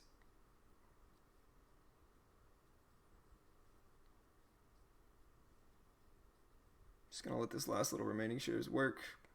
All right, I just got to be careful here, guys. As it swing around on me, all I needed to do is reject 1940s here, and I'm in the gold. That's why you can't freak out in trading. A lot of traders would have already got out of my trade just because of the pressure of the trade. Don't stress. You've taken profit. Relax. Know your levels. Respect it. That's it. All right, so AMRN is down to 1907. Definitely more comfortable in this trade because even if it squeeze up, I can get out for break even. All right, guys, looking to add here at VWAP 34 here. If I get 34s, I'll add 200 shares. It's definitely looking bearish to me as I got that confirmation of rejection. And now I'm looking to take a bigger position, take the swing for the day. And why am I taking this swing, guys? I'm willing to take this swing because I have house money. $35 willing to risk here. If I get in another 200 shares here, I'll have 400 shares or 300 shares at 35 cents, 1935. I'll be able to risk off that 1940, risk 5 cents, which is not even that realized profit already, and give myself an ability to really win and get down there to that 19, make a big gain today. One of the key things that this does also is that it puts pressure. If I'm hanging out above here and I'm trying to short, it definitely not necessarily on TIFs because I don't know exactly how this works on TIFs, But on a real equity, if you were to place that short above it, it would put selling pressure on it right now.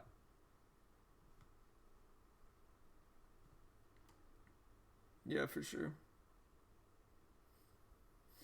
All right, AMR is testing 19 at this point. I've written it down from 26 to 19. Gonna see if it can break under 19, I guess.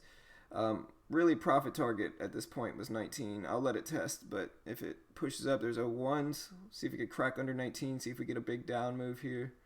It's ultimately what I'm looking for. If it can push down enough and really wash at 19, I'll cover into the breakdown. There's 19 now. We'll see if we get a big splash underneath it. Giving it that chance. There's 99s. Let's see if we get a big move down. All right. I canceled my order for right now. It just slowed up there in the 20s. I didn't like that slow up. I thought it was going to get either a quick bounce or knocked down. A lot of times me and John look for the quick bounce. The quick bounce is always going to help us, as what it is. It's kind of a reversal of momentum, and then you usually have an ability to slap on it. I'm out of AMRN. Got out with $9 gain. That's a green day. So fought back from my little loss today, and happy with that trade. Wrote it down from 1926 to 1894. I was down $12, and so in that trade I made 20. What is that? Sorry, my brain's freezing up here. I made 20 something on this trade. Fought back to a green day. Now I can put Mitch up, guys. Sorry. Just wanted to finish that trade out so we can actually watch Mitch here.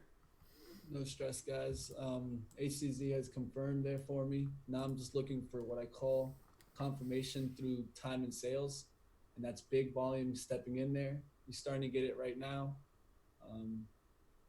We've gotten a little bit of volume there at the 22s. I want to see it get smacked down here.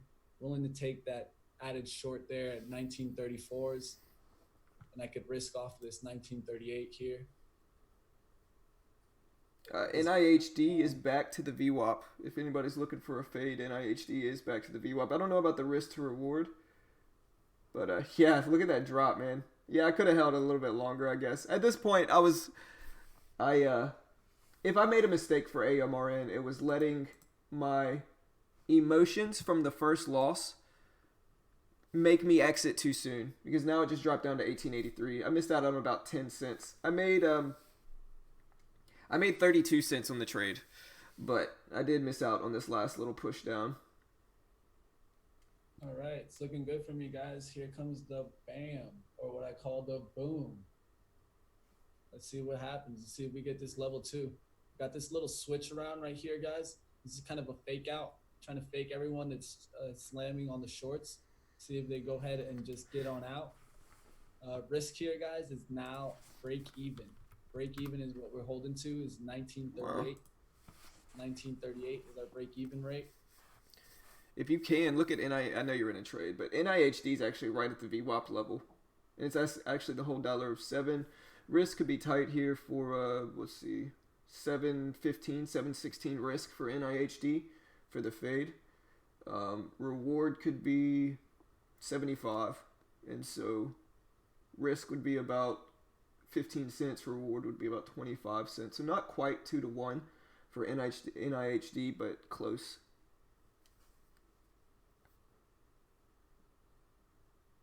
All right, here it goes. Here's a knockdown.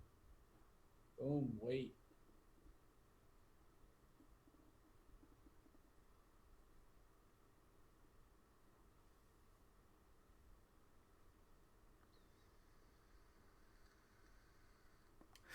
So Adele says, I used to be against paper trading because you have no emotion towards the money. The real reason to paper trade isn't to pretend like it's a real trade. Of course you want to pretend like it's a real trade, but the real reason to paper trade is to backtest your strategies, backtest your plans, backtest your risk to reward, calculate that, condition yourself to calculate and build a plan around a strategy. Like, that's where paper trading shines. It really helps you practice the process. The way I explain it is learn your execution in your paper trading. Don't worry about the emotions. The emotions, yeah, I'm sorry, but you won't get it from paper trading. Even if you hold it as stressful as you can, it's nothing compared to live emotions.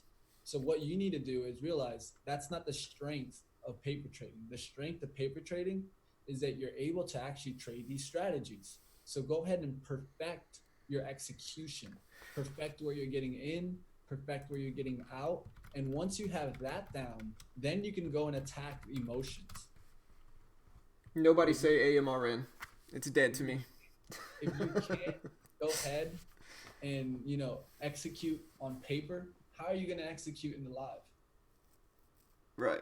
It's what's something we go over in our classes is that we go over like how crucial it is to learn to build a plan around each strategy. Like before Mitch and I get in any trade, we're always saying what our risk is, what our reward is, where's our profit target, and we build that plan around it. If you don't have a plan, it's just chaos. And I feel like that's what kind of brings people to trading in the first place. It's like gambling. It feels really good when you win. You don't know what's going to happen, and I get that. But you actually want to try to curb that and try to try to have a plan with each trade you get into.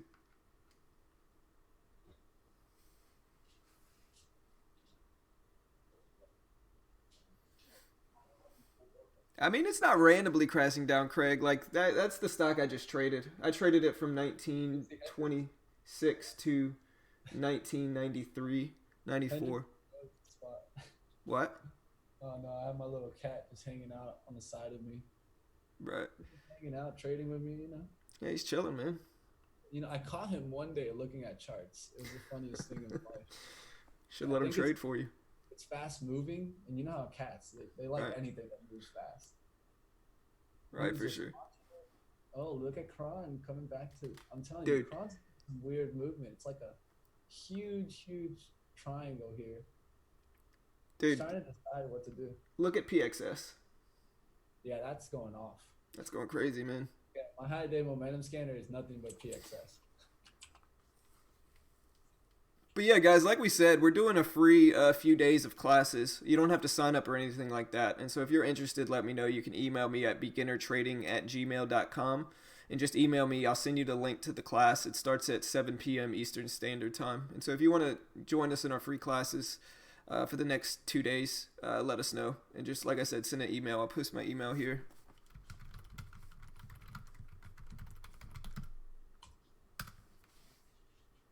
It gave me an error. Don't like you. It did. It gave me another error, man. What? Did it really block me from posting my email? I got you. It did, man. Why does it keep blocking me?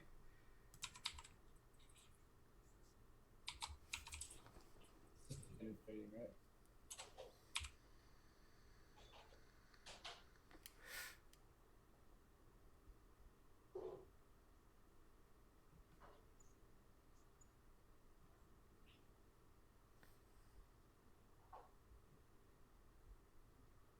There you go. I put it up. Thank you.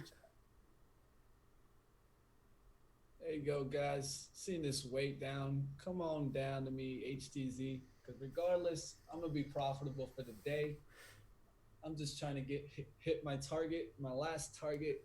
I talked about last night how you really improve that whole feeling of rushing out of your trade, of taking profits way too quickly. The way to improve that is to know your targets. My target here, guys, is going to be down to that 19 level. And if it doesn't get down to that level, I'll take break even on the rest. And once you start willing to accept that, that's called accepting the risk of the trade. And then you let the trade actually work. You want to let the trade work for you. This is now holding that old prior resistance, which is that 1918. We wanted to get below that 1918, hold that 1918, and then get below that. Go towards this 1907 and blow right through it.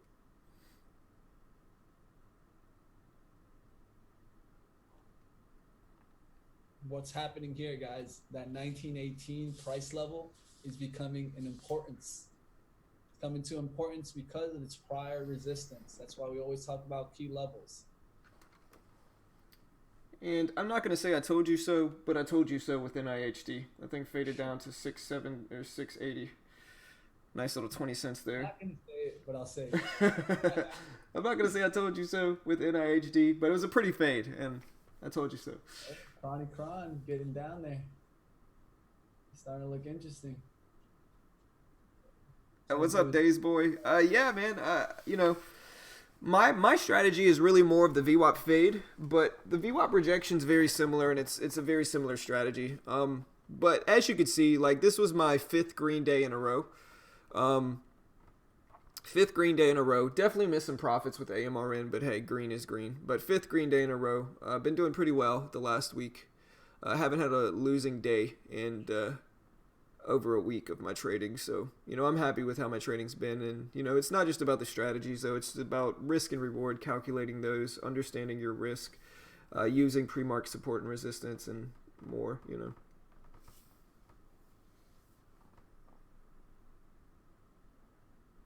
That's exactly what I'm saying, Milan. I'm not a trillionaire. I'm a gazillionaire. And there's a difference. Okay.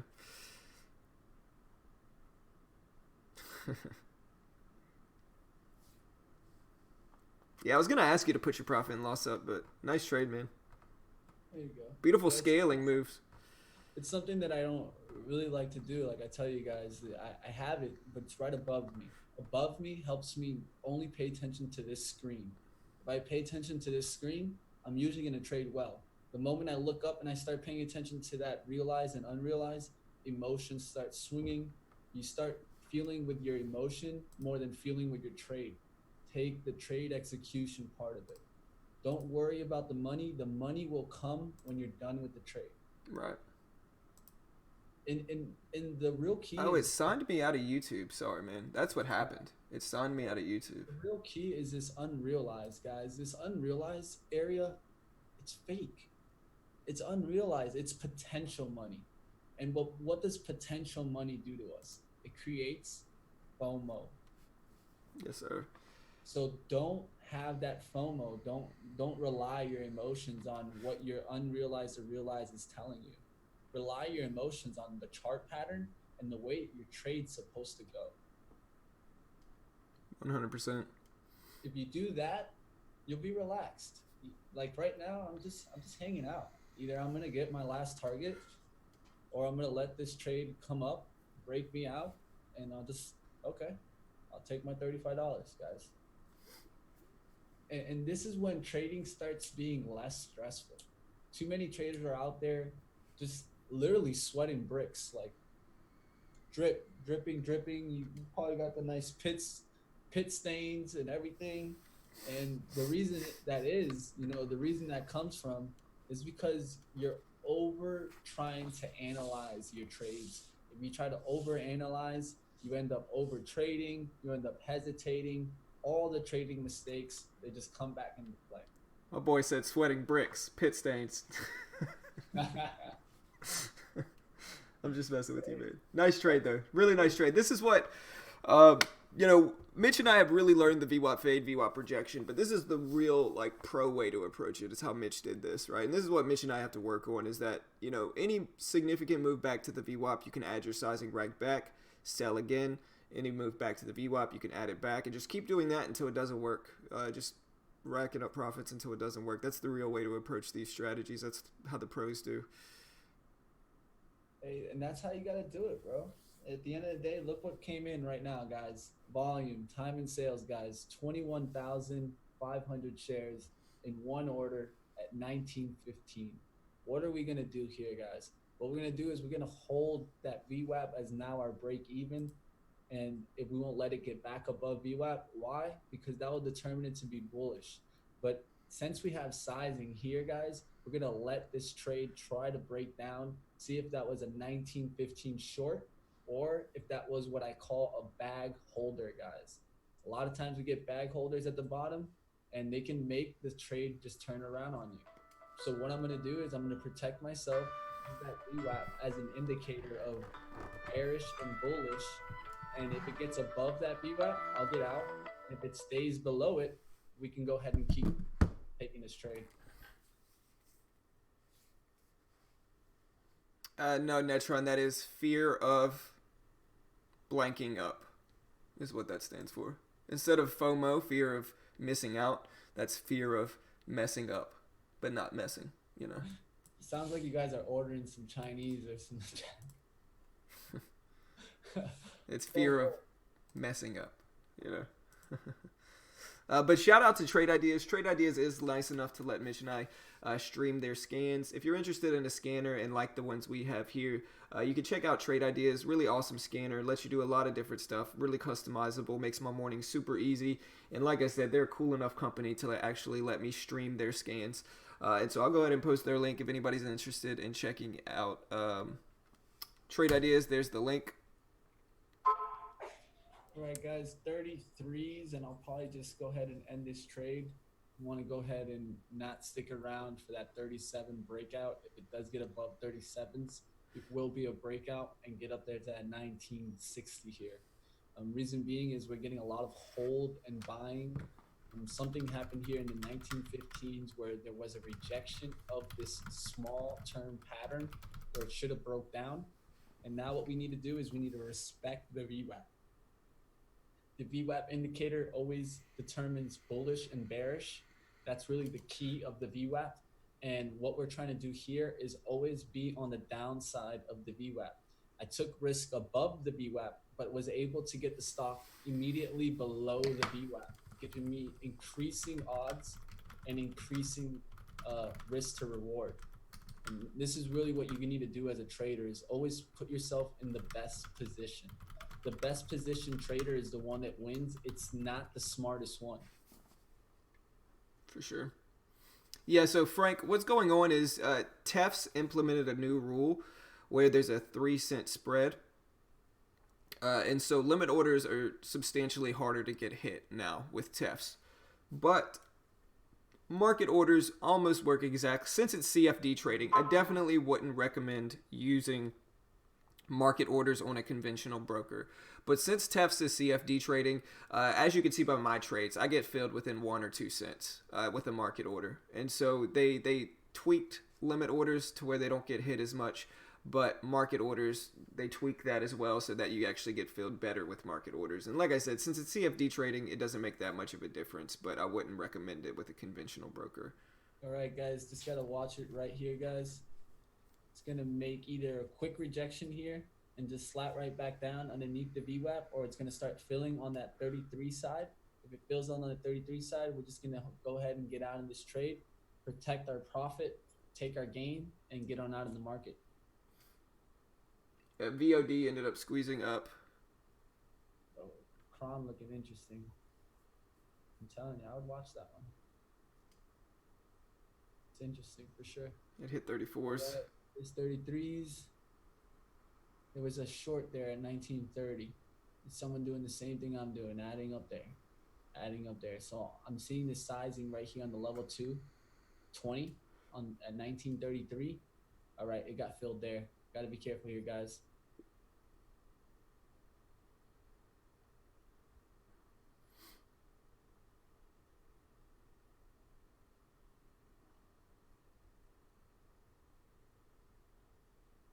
There you go. Rejection.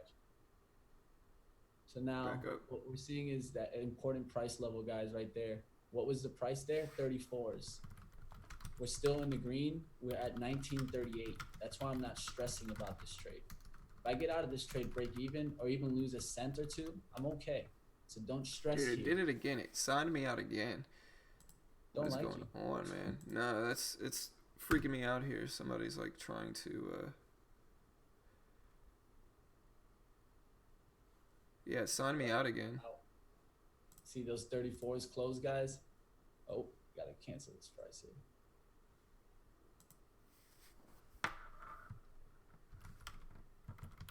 All right, I'm out there, guys. All right, not a bad trade, guys. What was your P&L for it? $38. Not bad, man. Good trade.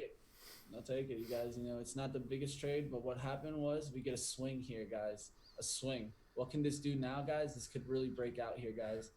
For you long traders, I would definitely watch HTZ going into the 11 o'clock hour, or right here, this 1940 area. It's definitely going to get a little boost and should kind of pull back a little bit I would kind of look for a pullback after this breakout, but it's up to you if you want to risk off of this VWAP right here in 1930. Just putting out the long setup also. Um, Always, guys, stay objective with this trade. You know, the stock now looking bullish right after I made money on it bearish. A lot of times people tell me, well, how do you trade a stock that was up for the day? Well, I just know the important levels. If I use the important levels, it doesn't matter if it goes back up. Why are you trading such a small position? I mean, Isn't that bad? I mean, one of the key things is my real niche is that I've looked in my stats over the last 2 months, and it's mine is $5 to $10. That's where I do the best. Whenever I get into these $20 stocks, I usually have a tendency of not being able to judge the risk and reward as efficiently. And so what I do is I size down to adjust for that.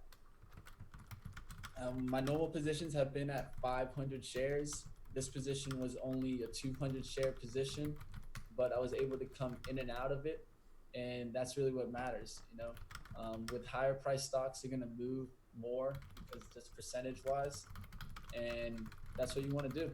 You want to set yourself up in the best spot. right. I mean, we're just working on getting in good trades right now. Once our trading evolves, we'll use bigger sizing, and it's time for me to use bigger sizing. But, you know, at this point, Connie Cron looking interesting for me.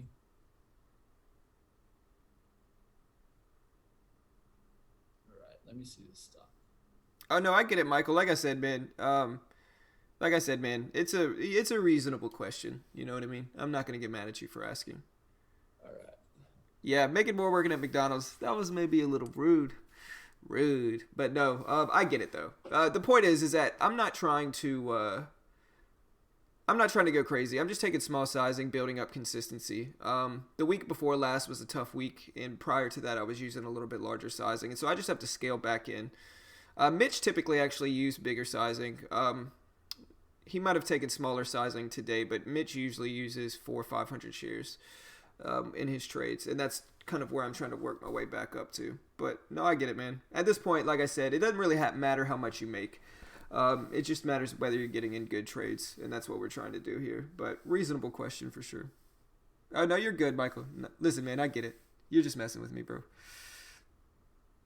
All right, let's see if these eights get bought up on Kron.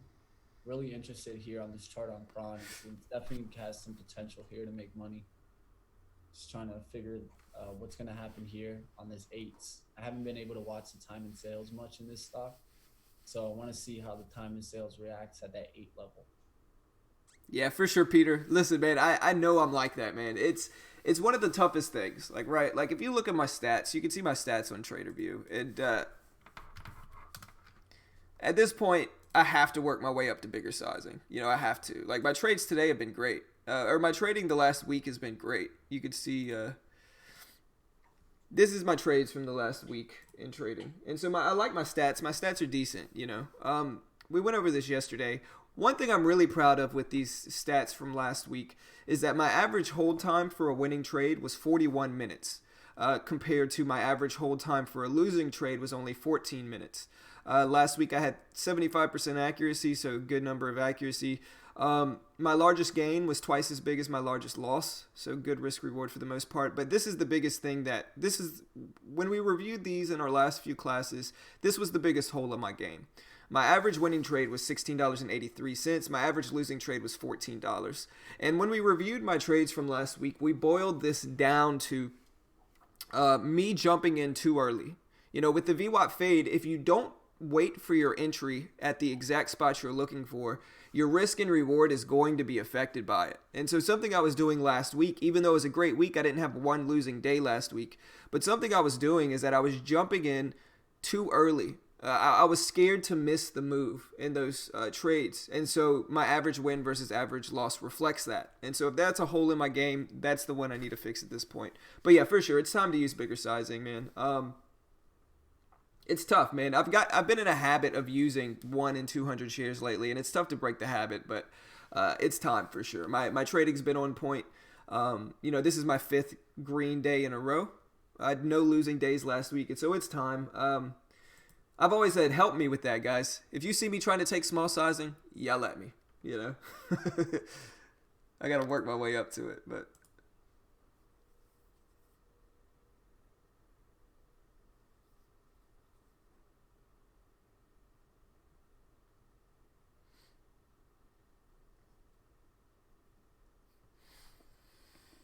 All right, guys. So that's I'm gonna go ahead and close it down.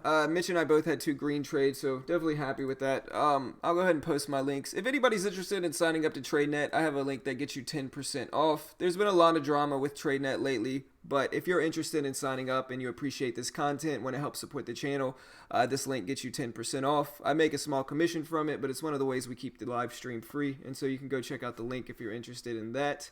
Also, today's news and everything was brought to you by SnapTrade. Let me pull them up here. If you haven't seen SnapTrade, it's an awesome free website to use for trading. A lot of free resources here. I build my watch list each morning and then share it with people. And so if you want my watch list shared with you a little bit earlier, let me know. But aside from that, they also have news. And so I can click today's news only and watch list. And it shows me the moves in my watch list as well as the most relevant stories in the market. Plus, I can click scanner here and a lot of free scans, recent earnings, upcoming earnings, cannabis stocks, crypto. Gap ups. And so regardless of what your niche is in the market, they typically have a scan for it. So go check them out, and I'll post that link here as well. And yeah, 5 green days in a row. 2 green days for both Mitch and I. There's the TradeNet link. Sorry, I forgot to post that.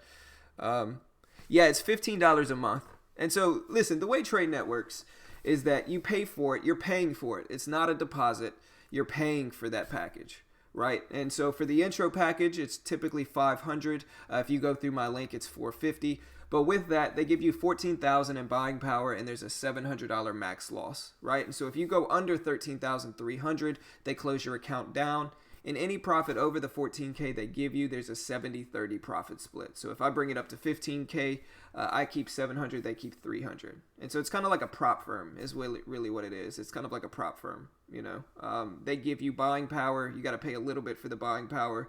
And then there's a profit split if you actually make money. But the fills are decent. Like I said, there's been a lot of drama about are they a conflict of interest? Are they a scam? And so forth and so on. And I went over it a little bit earlier, but all overseas brokers do this. You know, I'm honest with people about it. All overseas brokers do that. All overseas brokers take the opposing side of your trade. I probably shouldn't say all, but a large majority of them do. SureTrader does. That's why they have so many shorts. UStockTrade does. That's why they have super users, and that's why they restrict some stocks.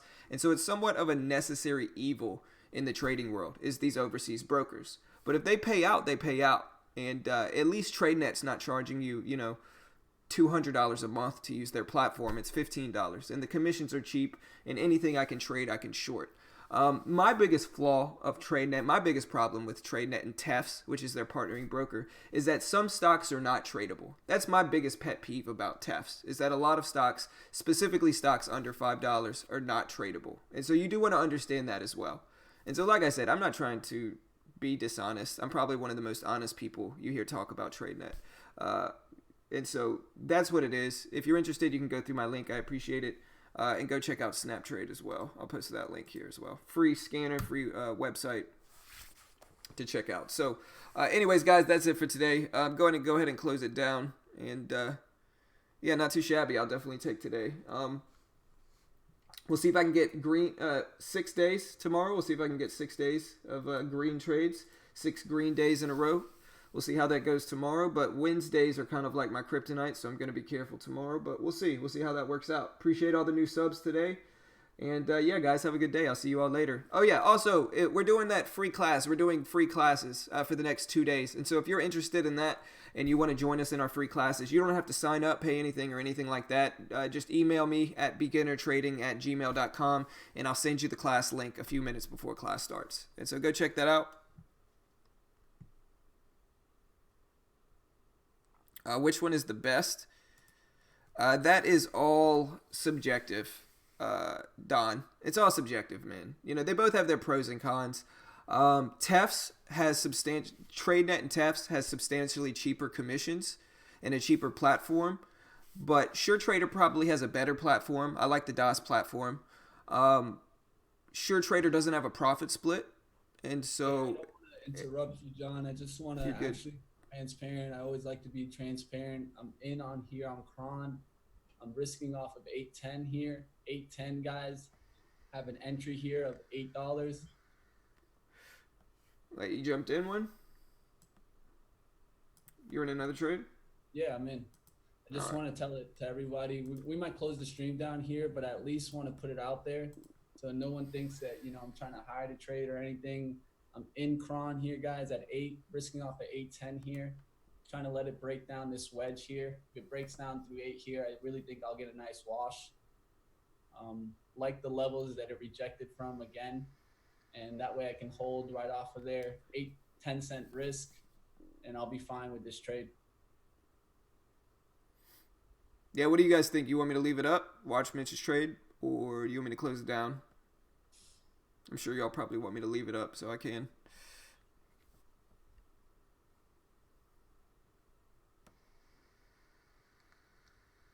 Sorry if you hear an echo, John. You're on my speakers right now. No, you're good, man. All right, guys, let's start planning our profit here. That first one is at 80s, 83s. So what I've been seeing here, guys, is this uptrending trend lines. I'm looking to tackle them on the way down. First move would be down here to this 83, 85 area.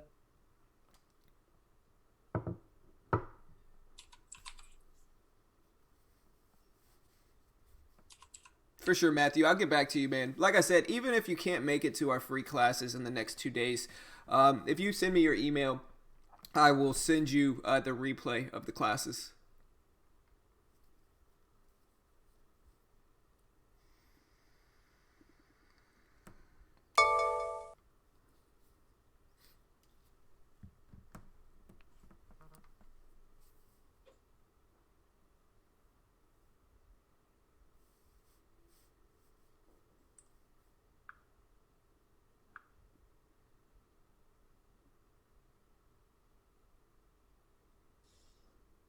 All right, guys, let's see if we get that level 2 knockdown here. Time and sales right there, 1,000 shares at 95. Come on, big seller, let's go knock it down. Getting below this trend line here, guys. That's what I want to see it. Now I want to see it kind of hold that resistance up there at 8, not really get above. If it does, we're going to hold it to 810. Reason why is we have this downward trend line that just made a high at that 810, and it shouldn't get back to that 810, guys. If it gets back to that 810, it's probably going to break out. So we just got to be really tight on this trade, because on the downside, the breakdown is really good. The final reward could be down there at 55s.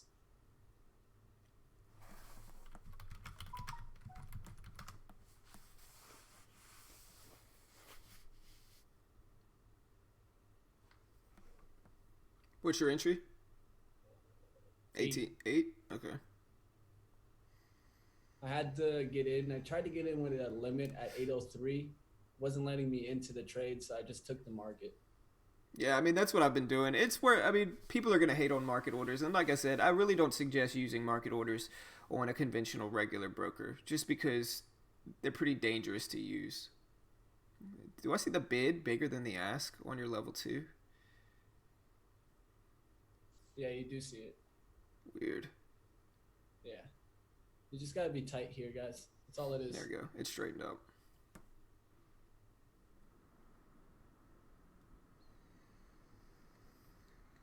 I like the trend line.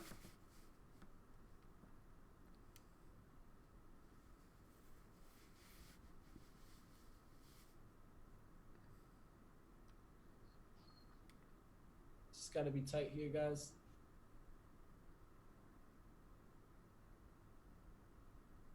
This rejection of 8 would be nice here.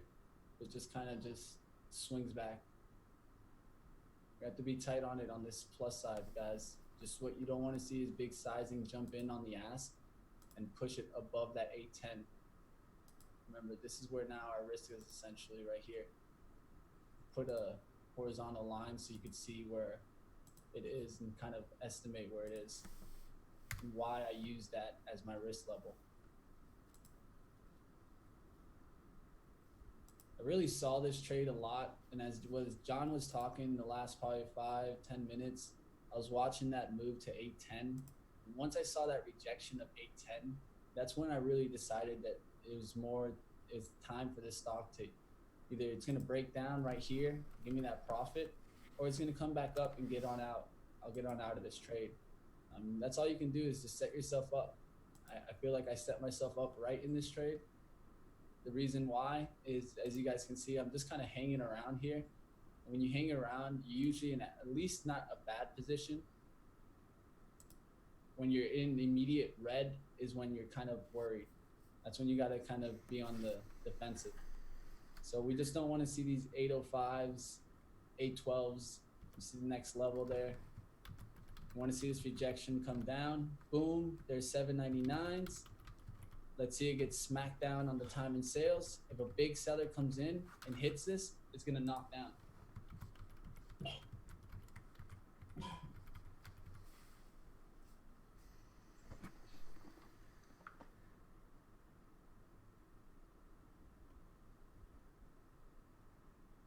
I know everyone's watching this probably just as eager as I am.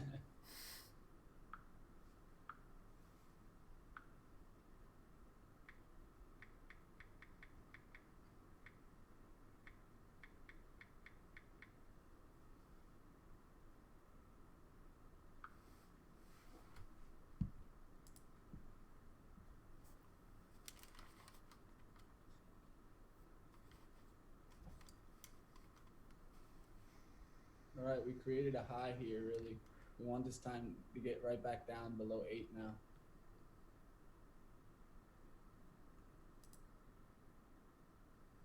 All right, guys, 809. If 809s get filled, we get on out.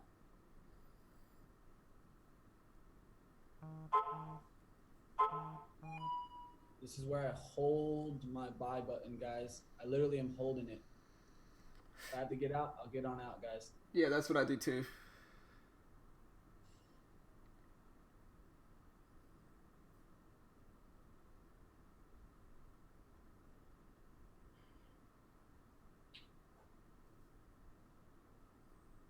There's a drop. See if that level holds now. All right, now 809s filling will be out. You got to respect this one because this is what we call kind of like the make it or break it part of this trade. And make it or break it moments is when you got to be at your top. At your top means following your plan. My plan was to hold to that 810 level. I just saw a push to that 809 level. I need to respect that because if not, I will be not respecting my trade plan in the first place, what I established this trade plan. So now I saw 10,000 shares go through there at 807. That's not a good price point to see that much amount of shares go through because it could cause a breakdown of this 807 right to this 809s. So if we see 809s go through, guys, we have to get out. Got to respect it here, guys.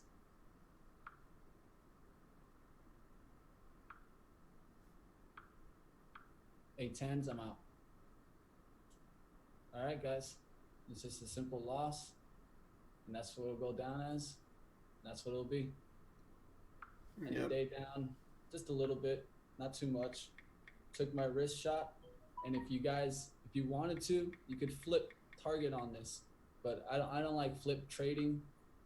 But for you long traders, you can watch Cron maybe on the breakout for the rest of the day. But hey, that's just what happens. Trading plan goes, and sometimes it goes your way, sometimes it doesn't. That's how it is sometimes, brother. And we'll continue on. Yep. All right, guys, I'm gonna go ahead and close it down now. No stress. Have a good day, guys. So, like I said, we'll see everybody in our free class tonight. If you can't make it, just let me know. I'll email you. I'm emailing out yesterday's class to everybody that emailed me thus far. And so, yeah, I'll go ahead and email you yesterday's class. Classes start, like I said, at 7 p.m. Eastern Standard Time, and you'll get the email about 5 minutes before class. And you don't have to register, sign in, or anything like that. You should be able to just watch it. And so, yeah, good luck for the rest of the day. I'll see you all tonight and tomorrow morning if not. So, have a good day, guys.